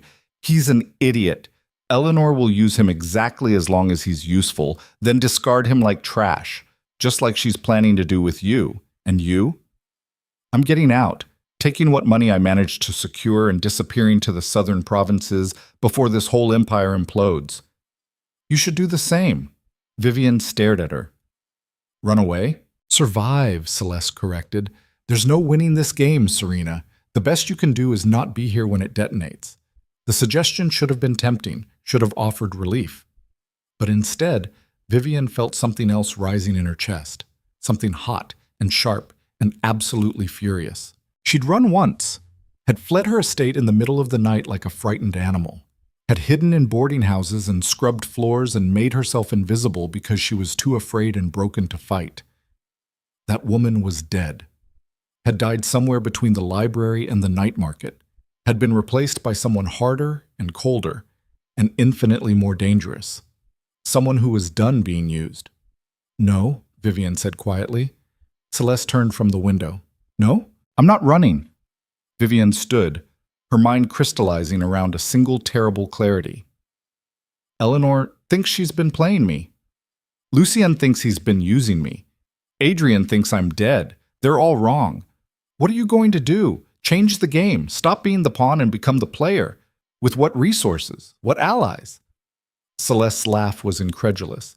"You have nothing." Vivian picked up the letter, folding it carefully. I have information they don't know I have. I have a face they don't recognize and a name that gives me access to places I shouldn't be. I have the element of surprise because everyone thinks they know exactly what I am. She met Celeste's eyes directly. And I have absolutely nothing left to lose, which makes me the most dangerous person in this entire empire. The statement hung in the air. Celeste stared at her like seeing someone she'd never met before. You're insane. Probably. But insanity is just another word for doing what everyone else thinks is impossible. Vivian moved to her wardrobe, pulling out a traveling cloak. Her mind was already racing ahead, calculating angles and opportunities and the razor-thin margin between survival and annihilation. There's a council meeting tomorrow night, she said. Emergency session about the Emperor's health. Everyone who matters will be there. Eleanor, Lucienne, the corrupt nobles, all of them in one room. Celeste's eyes widened. You're going to expose Eleanor at the council meeting? No. Vivian's smile was cold and sharp. I'm going to expose everyone. The whole rotten conspiracy. Eleanor's coup and Adrian's theft and the corrupt noble's treason. I'm going to burn down the entire structure and let them all turn on each other in the rubble. That's suicide. They'll kill you before you get 3 words out. Maybe. Vivian fastened the cloak. But they'll have to do it in front of the Emperor and the entire imperial court, which means whoever moves first shows their hand. And in the chaos that follows, alliances will shatter and people will scramble to save themselves. She turned to face Celeste fully. I don't need to win. I just need to make sure everyone else loses. And when the dust settles, whoever's left standing will be too weak to come after a ghost who was supposed to be dead anyway. It was insane. Reckless. The kind of plan that required perfect timing and extraordinary luck and a willingness to sacrifice everything, including her own life. But the alternative was running, hiding, spending the rest of her existence looking over her shoulder while the people who destroyed her laughed and prospered. Some things were worse than dying, and living as prey was one of them. Celeste studied her for a long moment. Then she reached into her bodice again and pulled out a small pistol. Take this. If you're actually going through with this madness, at least be armed. Vivian took the weapon. It was small, easily concealed, probably only good for 1 or 2 shots. But it was something.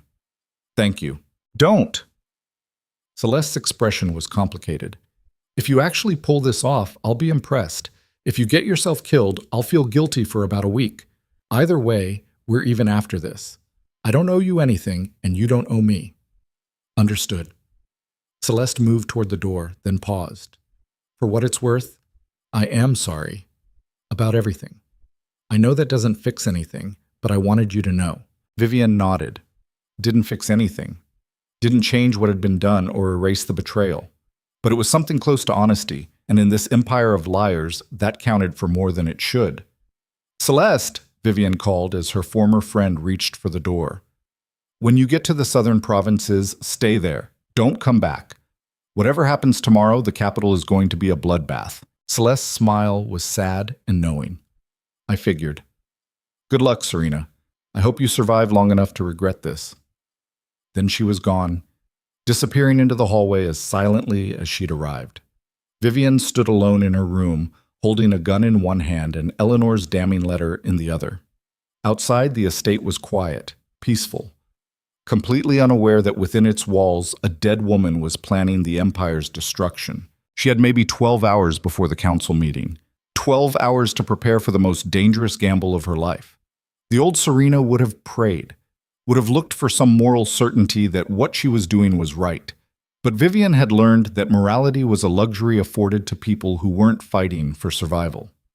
That righteousness was just another story people told themselves to justify whatever they were going to do anyway. She wasn't fighting for justice or honor or any noble principle. She was fighting because she refused to die quietly. Because every person who'd used her, Adrian, Celeste, Eleanor, Lucian, needed to understand that broken things could still cut. And because somewhere in the transformation from Serena to Vivian, she'd discovered something fundamental about herself. She was tired of being afraid. The night passed in careful preparation. Vivian copied Eleanor's letter, word for word, creating a duplicate she could hide separately. She planned her route into the Imperial Palace, identifying 3 different entry points based on intelligence she'd gathered over the past weeks. She rehearsed what she'd say, how she'd say it, and what she'd do when the inevitable violence started. Because it would start. The moment she spoke, every person in that room with something to hide would want her dead. The only question was who would move first and how she could use that chaos to survive. She thought about writing letters, last words in case she didn't make it. But to who? She had no family left, no friends except the woman who'd just helped her and then fled. No one who would mourn Vivian Ashford or remember Serena Vale. So she wrote nothing.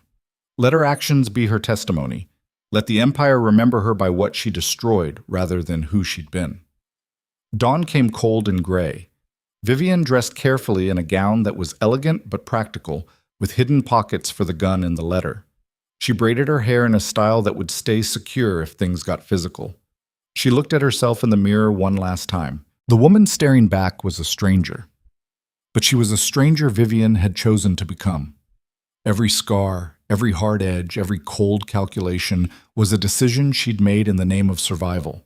No one had done this to her. She'd done it to herself. And she'd do it again because the alternative was erasure. A knock at the door made her turn. Her hand instinctively went to the gun. "Lady Vivian," a servant's voice called. "Princess Eleanor requests your presence at breakfast." Of course she did, keeping Vivian close, maintaining the illusion of mentorship and protection while planning her ultimate disposal. "Tell Her Highness?" "I'll be down shortly." Vivian checked her appearance one final time. The letter was secure in an inner pocket. The gun was hidden but accessible. Her expression was calm and composed, the perfect mask of Eleanor's grateful protege. She walked downstairs to the breakfast room where Eleanor waited, reading correspondence while sipping tea. The princess looked up with a warm smile. "Good morning, cousin. I hope you slept well." "Very well, thank you." Vivian sat, accepting tea from a servant. The normalcy of the moment was surreal. Two women having breakfast while planning each other's destruction. "I wanted to brief you on tonight's council meeting," Eleanor said. "You'll attend as my companion. Observe, but don't speak unless directly addressed. There will be significant political maneuvering, and I need you focused on identifying who's aligned with whom." "Of course." Vivian's voice was steady. "What should I be looking for specifically?" "Signs of coordination among the corrupt nobles. Lord Carver in particular. I believe he's the linchpin of their network. If we can identify his primary allies, we can begin dismantling the conspiracy from within." The lies were so smooth, so perfectly delivered. Eleanor had probably practiced this conversation, anticipated every question, prepared every response. But so had Vivian. "Will Lord Vale be present?" she asked carefully. Eleanor's expression flickered with something that might have been approval. "Good question. Yes, he will. His late wife's family connections make him relevant to discussions of noble house stability. Does that concern you?" "Not at all. I was simply curious about the guest list." Eleanor studied her for a moment. Vivian held her gaze without flinching. Whatever test this was, she needed to pass it. Finally, Eleanor nodded. "You're learning quickly. That instinct to gather information before making moves, that's what separates survivors from victims." The irony was suffocating. Eleanor was teaching Vivian the very skills she'd used to destroy her. "I had good teachers," Vivian said. Eleanor's smile was genuine pride. "You did, and tonight you'll see the fruits of that education. Tonight, we begin the real work of reforming this empire." She raised her teacup in a mock toast. "To the future." Vivian raised hers as well, matching Eleanor's smile with perfect false warmth. "To the future." They drank together. Two women pretending alliance while sharpening knives behind their backs. The rest of the day crawled past with agonizing slowness. Vivian attended to mundane tasks, maintained her cover as the devoted cousin, and waited for the hours to pass. Every moment felt like standing on the edge of a cliff, knowing the jump was inevitable but unable to predict the landing. She thought about what Celeste had said, that the best you can do is survive, that there's no winning against people with this much power. But Celeste was wrong about one thing. Sometimes survival and victory were the same thing. Sometimes just refusing to die quietly was enough to change everything. The Empire's power structure was built on assumptions, that certain people mattered and certain people didn't, that some lives were expendable and others were sacred, that dead women stayed dead and broken things stayed broken. Vivian was about to prove all those assumptions wrong. Evening arrived with the slow inevitability of an execution. Vivian dressed in the gown Eleanor had selected, deep blue silk that made her look regal and unthreatening simultaneously. The gun rested against her ribs, a small hard promise. The letter was folded in her bodice, warm against her skin. Eleanor came to collect her personally. The princess wore imperial purple, her hair crowned with a delicate tiara that caught the lamplight. She looked every inch the benevolent reformer, the princess who'd save her brother from his own weakness. "Ready?" Eleanor asked. Vivian took a breath. This was it, the point of no return. Once they walked out this door, there was no going back, no changing her mind, no mercy if she failed. She thought about Serena Vale, the trusting wife who'd believed in love and loyalty, about how that woman had been crushed under the weight of reality, about how something harder had emerged from the wreckage. "Yes," Vivian said, "I'm ready." They walked together through the estate and into the waiting carriage. The imperial palace loomed ahead, lit up like a beacon in the darkness. Inside those walls, the empire's power brokers were gathering. Adrian would be there, playing the grieving widower.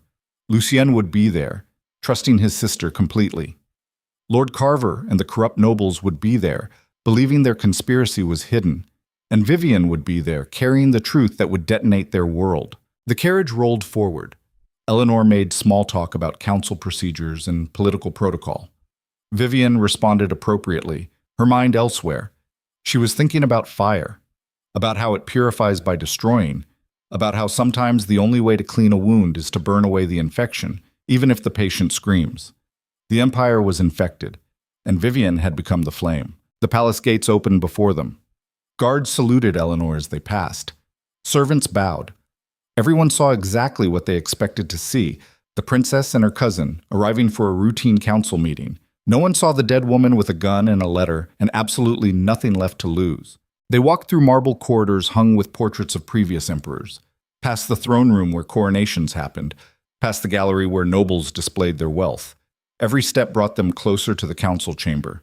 Vivian's heart hammered against her ribs. Her palms were sweating inside her gloves.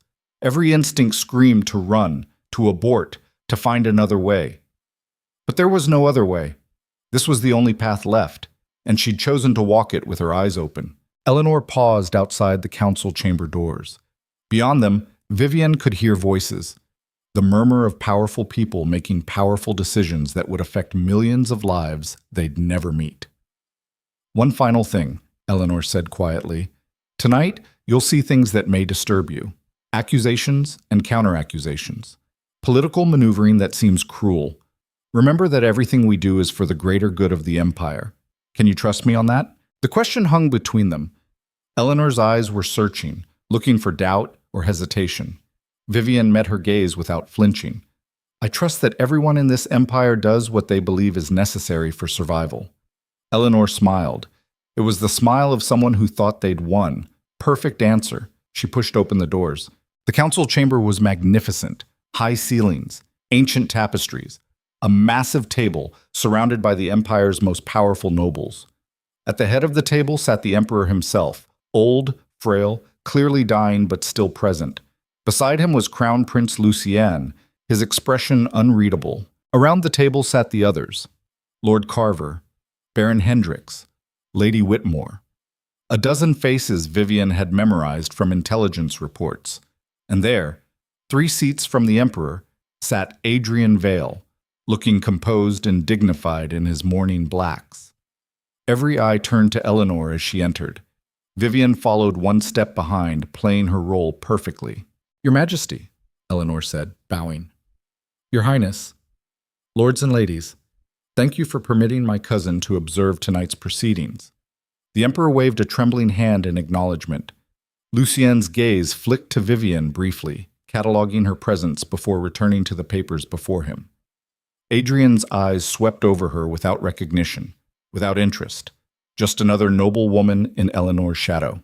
They took their seats. The meeting began with procedural matters, discussion of tax revenues and trade agreements, the mundane machinery of empire grinding forward while everyone waited for the real business to start. Vivian sat quietly, hands folded in her lap. The gun pressed against her ribs. The letter burned against her skin. Her breath came steady and controlled despite the hurricane in her chest. She watched Adrian speak about agricultural subsidies without a flicker of guilt or shame. Watched Lord Carver propose budget allocations with smooth confidence. Watched Eleanor listen and nod and play the concerned advisor. All of them performing their roles, all of them believing their masks were secure. Then Lucian cleared his throat. The room fell silent. "There's a matter we must address," he said quietly. "I've received intelligence suggesting a conspiracy among certain noble houses to undermine the imperial succession." The temperature in the room dropped 10 degrees. Several nobles shifted uncomfortably. Adrian's expression remained neutral, but his fingers tightened on his papers. Eleanor leaned forward, her concern perfectly performed.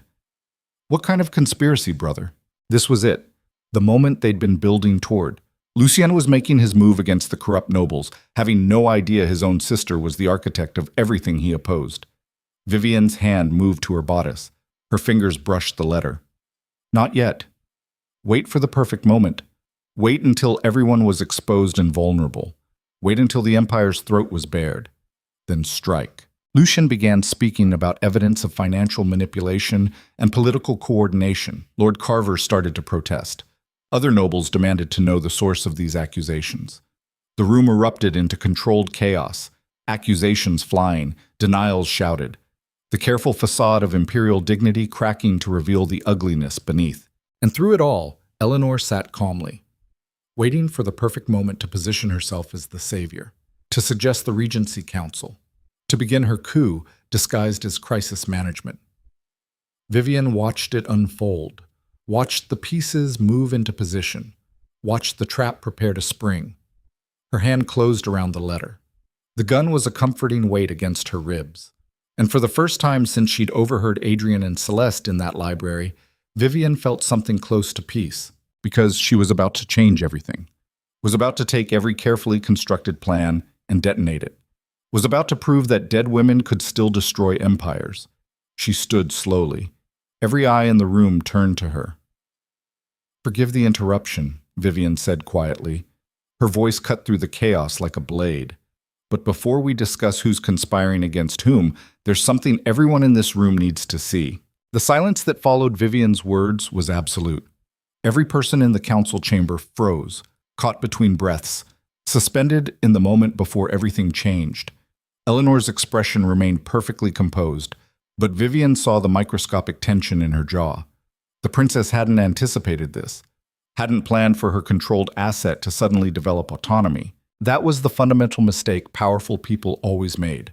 They forgot that desperation could evolve into determination, that broken things could learn to weaponize their own destruction.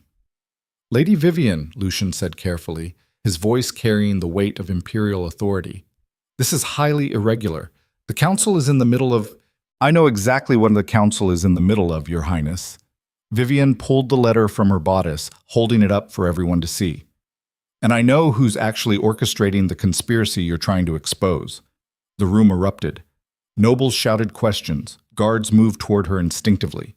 Adrian half rose from his seat, confusion and suspicion warring on his face. Eleanor stood smoothly, her voice cutting through the chaos like a blade through silk.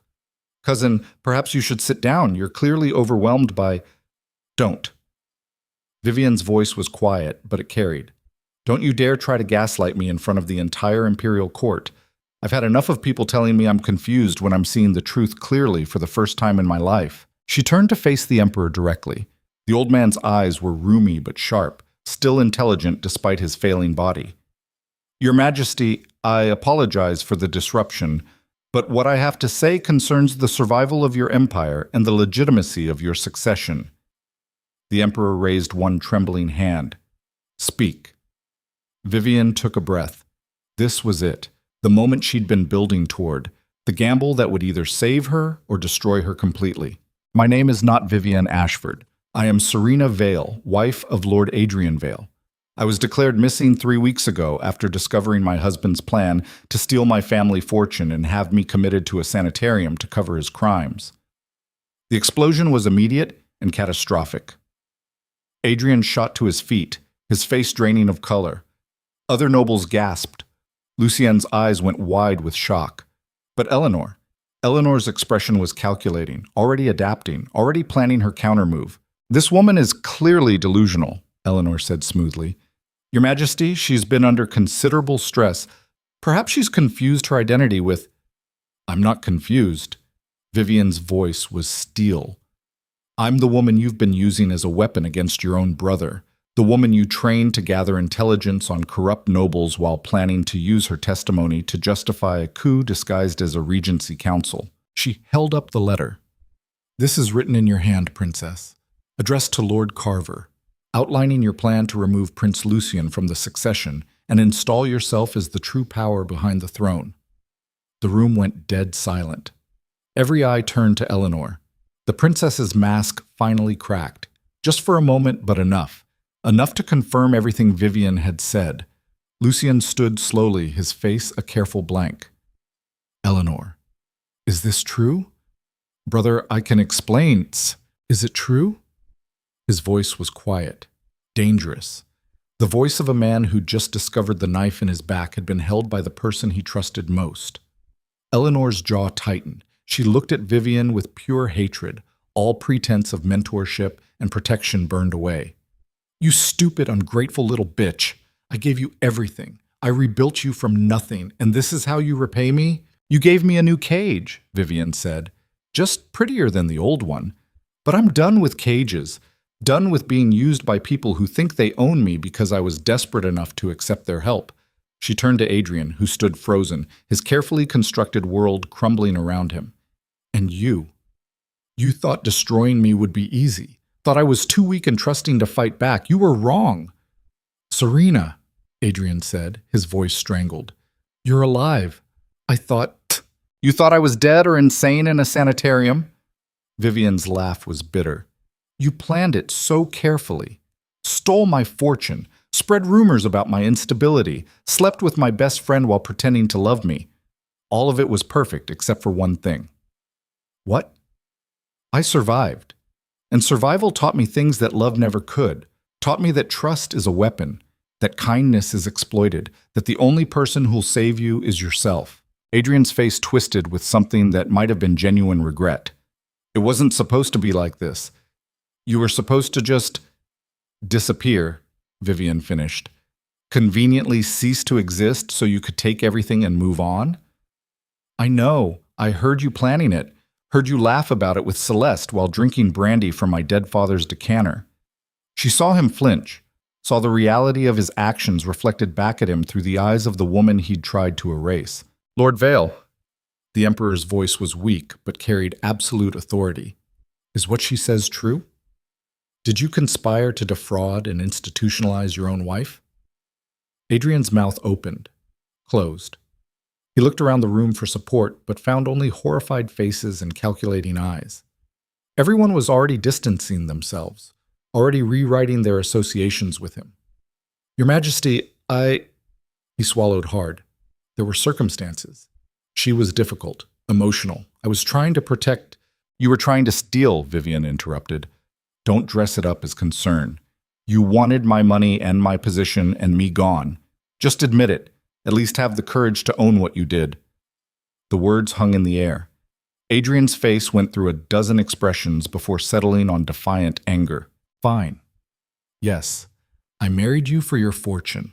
Yes, I planned to have you committed. Yes, I was sleeping with Celeste. You want the truth? Here it is. You were boring and naive and so desperate to be loved that you were easy to manipulate. I'm not sorry. I'm just sorry I didn't finish the job before you became whatever this is."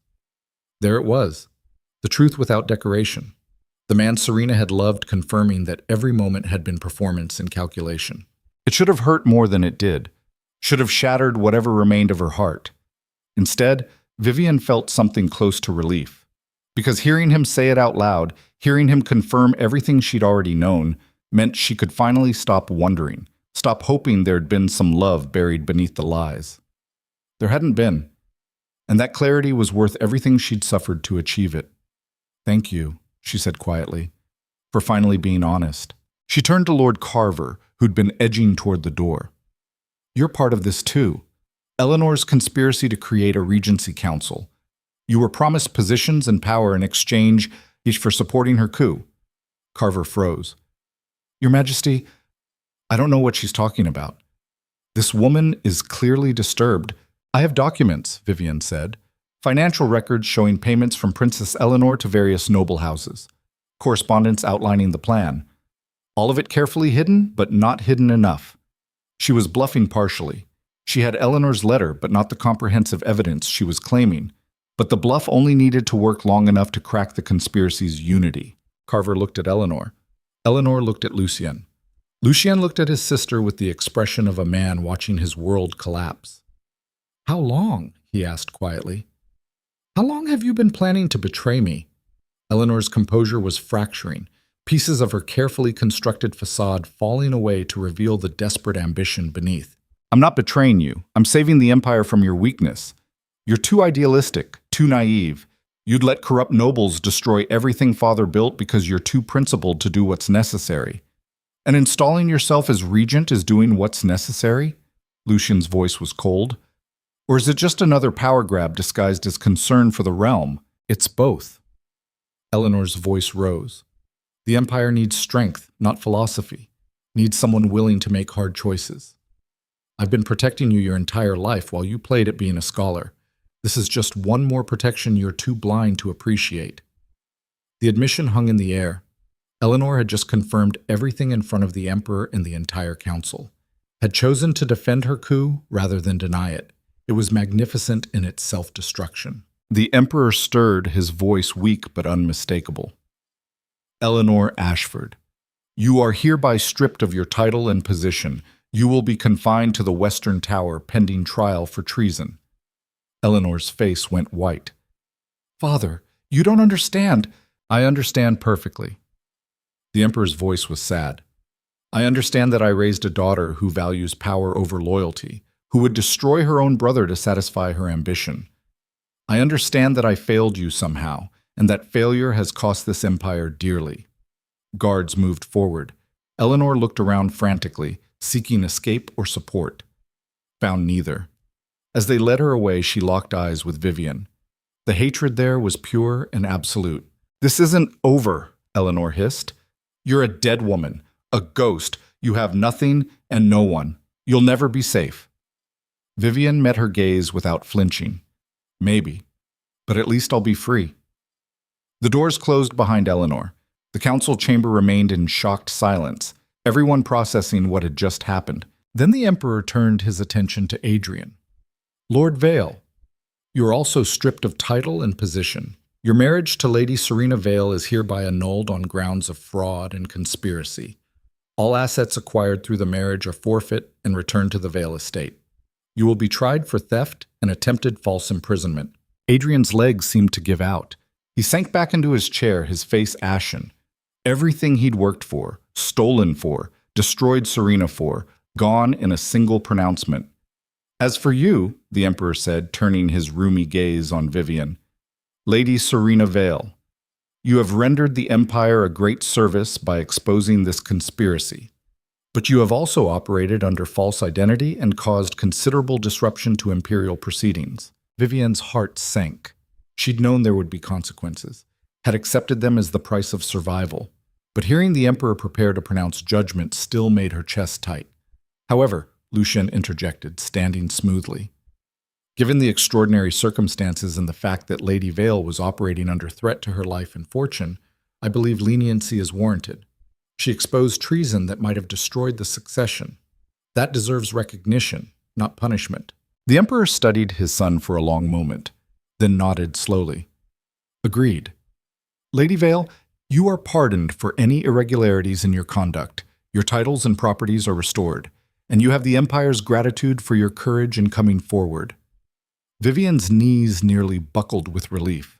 She'd survived, not just physically but legally, had walked into this chamber expecting to die and instead walked out free. The meeting dissolved into chaos as nobles scrambled to distance themselves from the conspiracy, pledge loyalty to Lucien, and rewrite their own narratives.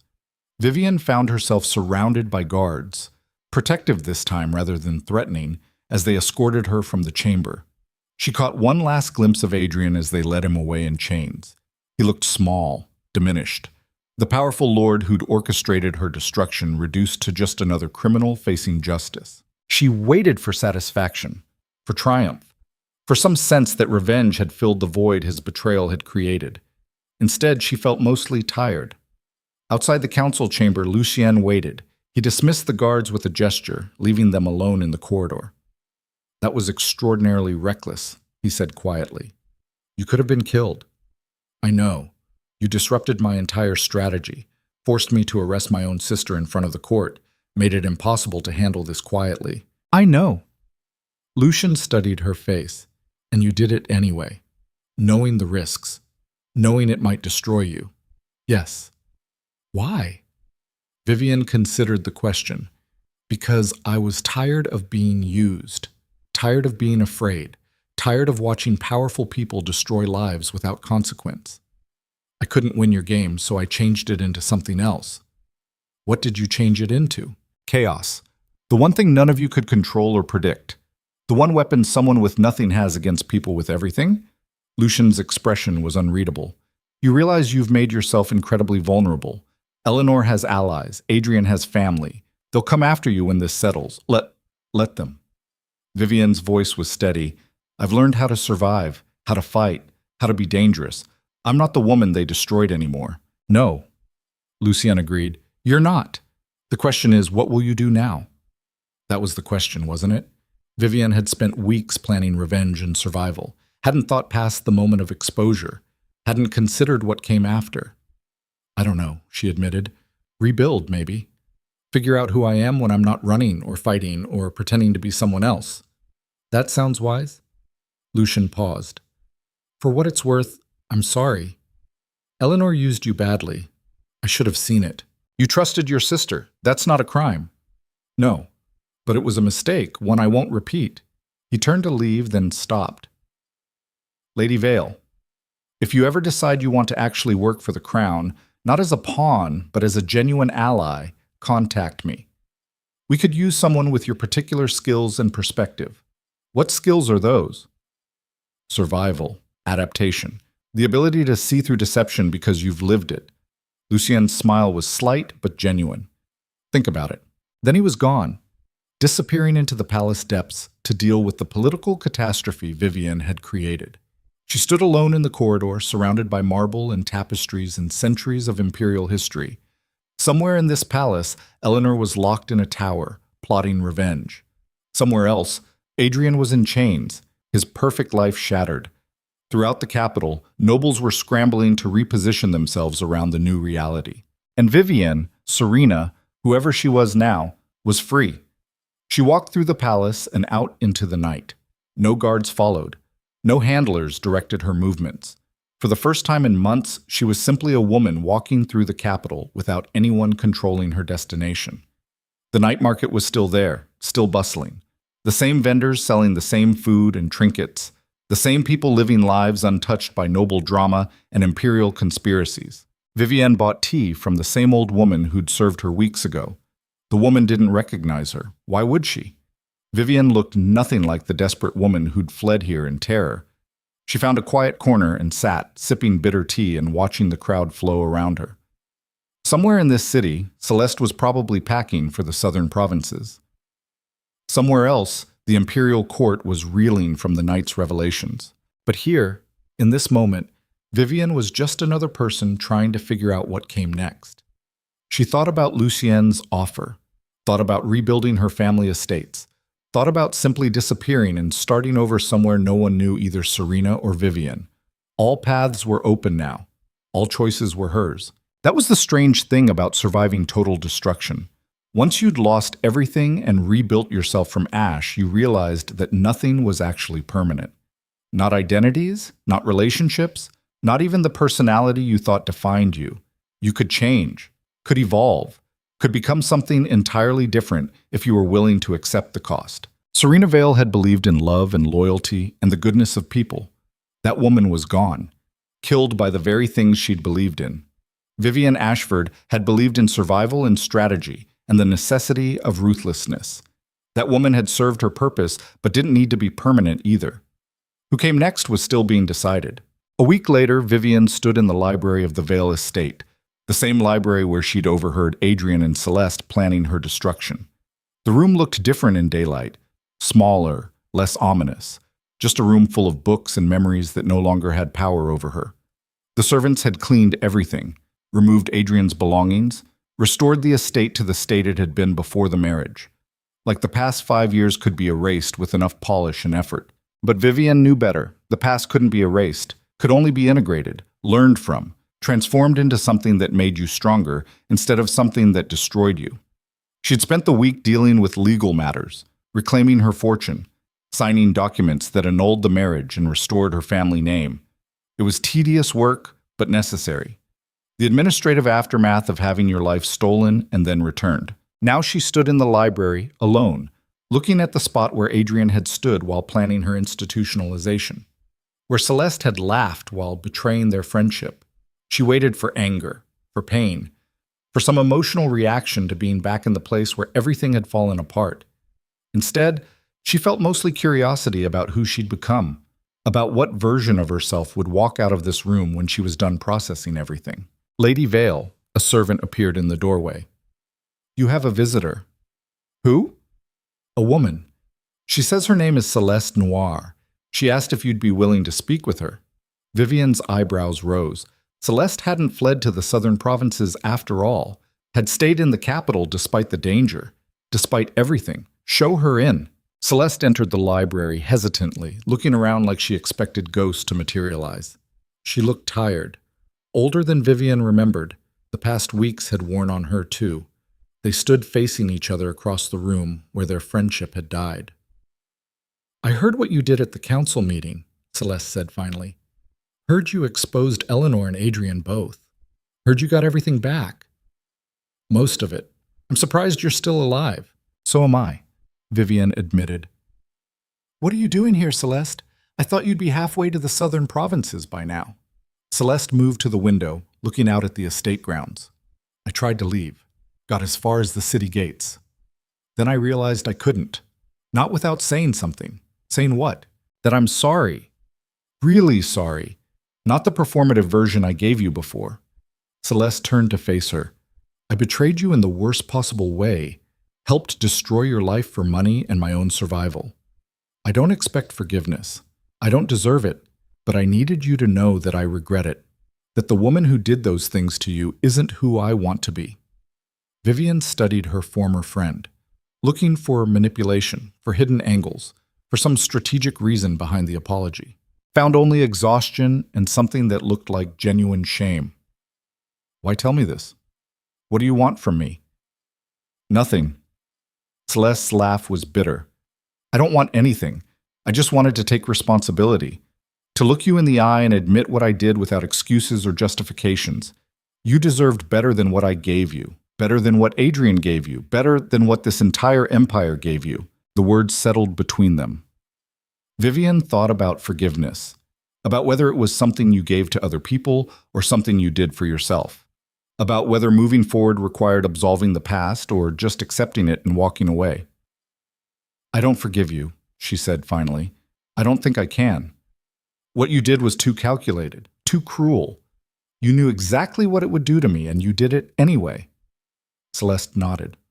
"I understand, but I don't hate you either." Vivian surprised herself with the truth of it. "I did for a while, but hate takes energy I don't want to spend anymore. You made your choices. I made mine. Now we both have to live with the consequences." "Is that enough?" Celeste asked. "Just accepting and moving on?" "It has to be. Because the alternative is staying trapped in what happened, letting it define everything that comes next. I refuse to give you or Adrian or anyone else that power over my future." Vivian moved toward the door. "I'm selling this estate, moving somewhere new, starting over with a different name in a different city where nobody knows Serena Vale or Vivian Ashford. I'm going to figure out who I actually am when I'm not performing for someone else's benefit." She paused in the doorway. "You should leave the capital, Celeste. Adrian's family will be looking for scapegoats. Eleanor's allies will want revenge. This city isn't safe for either of us anymore. Where will you go?" "Does it matter?" Celeste considered this. "No, I suppose it doesn't." They looked at each other one last time.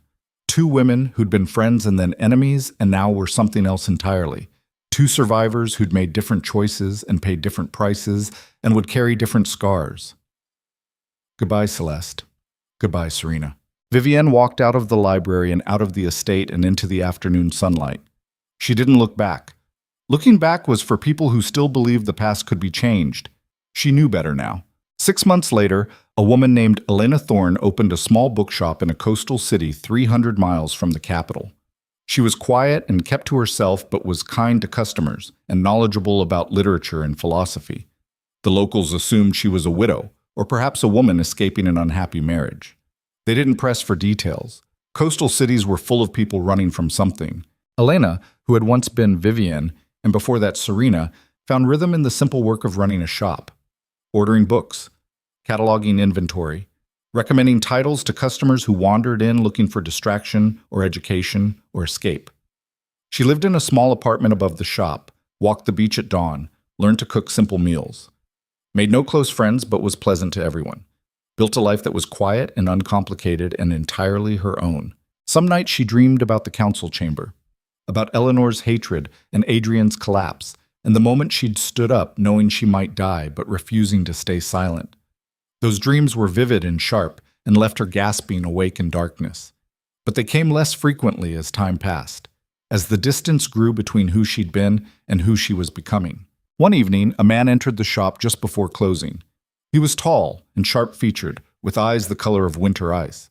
Lucian Ashford, now Emperor Lucian, though he wore plain clothes and no crown.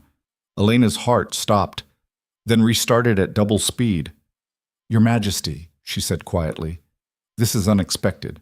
Lucian browsed the shelves casually. "I'm traveling incognito. Wanted to see the provinces without the weight of imperial protocol. Stumbled across your shop and thought the proprietor looked familiar. I run a bookshop. Lots of people find me familiar. Do they?" Lucien selected a volume on Eastern philosophy, thumbing through it. "Or is it that you're still not very good at hiding when you don't want to be found?" Elena said nothing. Lucien set down the book and met her eyes directly. "I've been emperor for 4 months now. It's been brutal. The conspiracy left fractures throughout the government. I'm spending every day trying to rebuild trust while fighting off remaining allies of both Eleanor and the corrupt nobles. It's exhausting work. Why are you telling me this? Because I still think you'd be valuable as an advisor. Someone who understands deception from the inside. Someone who survived what you survived and came out stronger." Lucien paused. "The offer I made 6 months ago still stands, if you're interested." Elena looked at this man who'd used her and saved her and offered her purpose when she had none. Looked at the life she'd built here, small and safe and entirely disconnected from imperial politics. Looked at herself and realized she was bored. That quiet safety was nice, but not enough. That some part of her missed the game even though it had almost destroyed her. But that didn't mean she had to play by the same rules. "I'll consider it," she said carefully. "But if I accept, it's on my terms. No manipulation, no using me as a pawn. Full transparency, or I walk." Lucien smiled. "Fair enough. Think about it. I'll be in the city for 3 more days." He turned to leave, then paused at the door. "You've built something good here. Something real. Don't give it up unless you're certain the alternative is worth it." Then he was gone, leaving Elena alone with her books and her choices. She closed the shop and walked to the beach. The sun was setting, painting the water in shades of gold and crimson. Waves crashed against the shore with rhythmic certainty, the same pattern they'd followed for millennia. Elena thought about Serena Vale, who'd believed in fairy tales and happy endings, who'd trusted easily and loved completely and been destroyed for her innocence. She thought about Vivienne Ashford, who'd learned ruthlessness and survived through cunning and sacrificed pieces of herself to achieve revenge and freedom. And she thought about Elena Thorne, who'd chosen peace over power and built a quiet life from the wreckage of 2 previous identities. All of them were real. All of them were her. The question was which one she wanted to be next, or whether she could be something new entirely, some synthesis of innocence and experience, softness and strength, the woman who'd been destroyed and the woman who'd learned to destroy back. The waves kept crashing. The sun kept setting. And Elena stood watching it all, knowing that whatever she decided would reshape everything again. That was the thing about surviving total destruction. Once you'd done it, you realized you could do it again if necessary, could rebuild from nothing, could transform yourself as many times as survival required. Some people might call that strength, others might call it instability. Elena thought it was just the reality of being human in a world that gave you no guarantees except that everything changed eventually. She picked up a shell from the beach, smooth and beautiful, and completely transformed from whatever creature had originally grown it, a thing that had survived by becoming something else entirely. She put it in her pocket and walked back toward the bookshop, her mind already calculating angles and possibilities and what price she'd demand if she chose to return to the Empire's brutal games. Behind her, the waves kept crashing, the sun kept setting, and somewhere in the distance, an Empire waited to see what version of herself she'd choose to become. The future was unwritten, and for the first time in her life, Elena held the pen. Years would pass. The Empire would stabilize under Lucian's rule. Adrian would die in prison, unremembered and unmourned. Eleanor would remain locked in her tower, her brilliance turned inward and consuming itself. Celeste would disappear into the southern provinces, a ghost herself now. And Elena, Vivienne, Serena, the woman who'd been all of them and none of them, would make her choice, would return to the capital or stay in her bookshop, would become Lucien's advisor or remain a quiet merchant selling stories to strangers. The specifics didn't matter as much as the fact that it was her choice, made freely, without coercion or desperation or anyone else holding the strings. She'd learned the hardest lesson the Empire had to teach, that survival required constant evolution, that identity was fluid, that the only person you could truly trust was yourself, and even that required vigilance. She'd learned that love was dangerous, but so was its absence, that trust could destroy you, but so could total isolation, that the answer wasn't to stop feeling or caring, but to do both with eyes wide open and escape routes planned. She'd learned that sometimes the bravest thing you could do was admit you'd been wrong, that the strongest thing was to keep changing when staying the same would be easier, that real power wasn't controlling others, but refusing to be controlled yourself. And she'd learned that happy endings were fiction, that real life was messy and complicated and required constant navigation, that you didn't get closure, just new chapters, that healing wasn't linear and justice wasn't guaranteed, and sometimes the only victory was survival itself. But survival was enough, more than enough. It was everything, because as long as you survived, you could keep choosing, keep becoming, keep writing your own story instead of living in someone else's narrative. Elena Thorne stood in her bookshop, surrounded by thousands of stories, knowing her own was still being written. And for now, that was exactly where she wanted to be.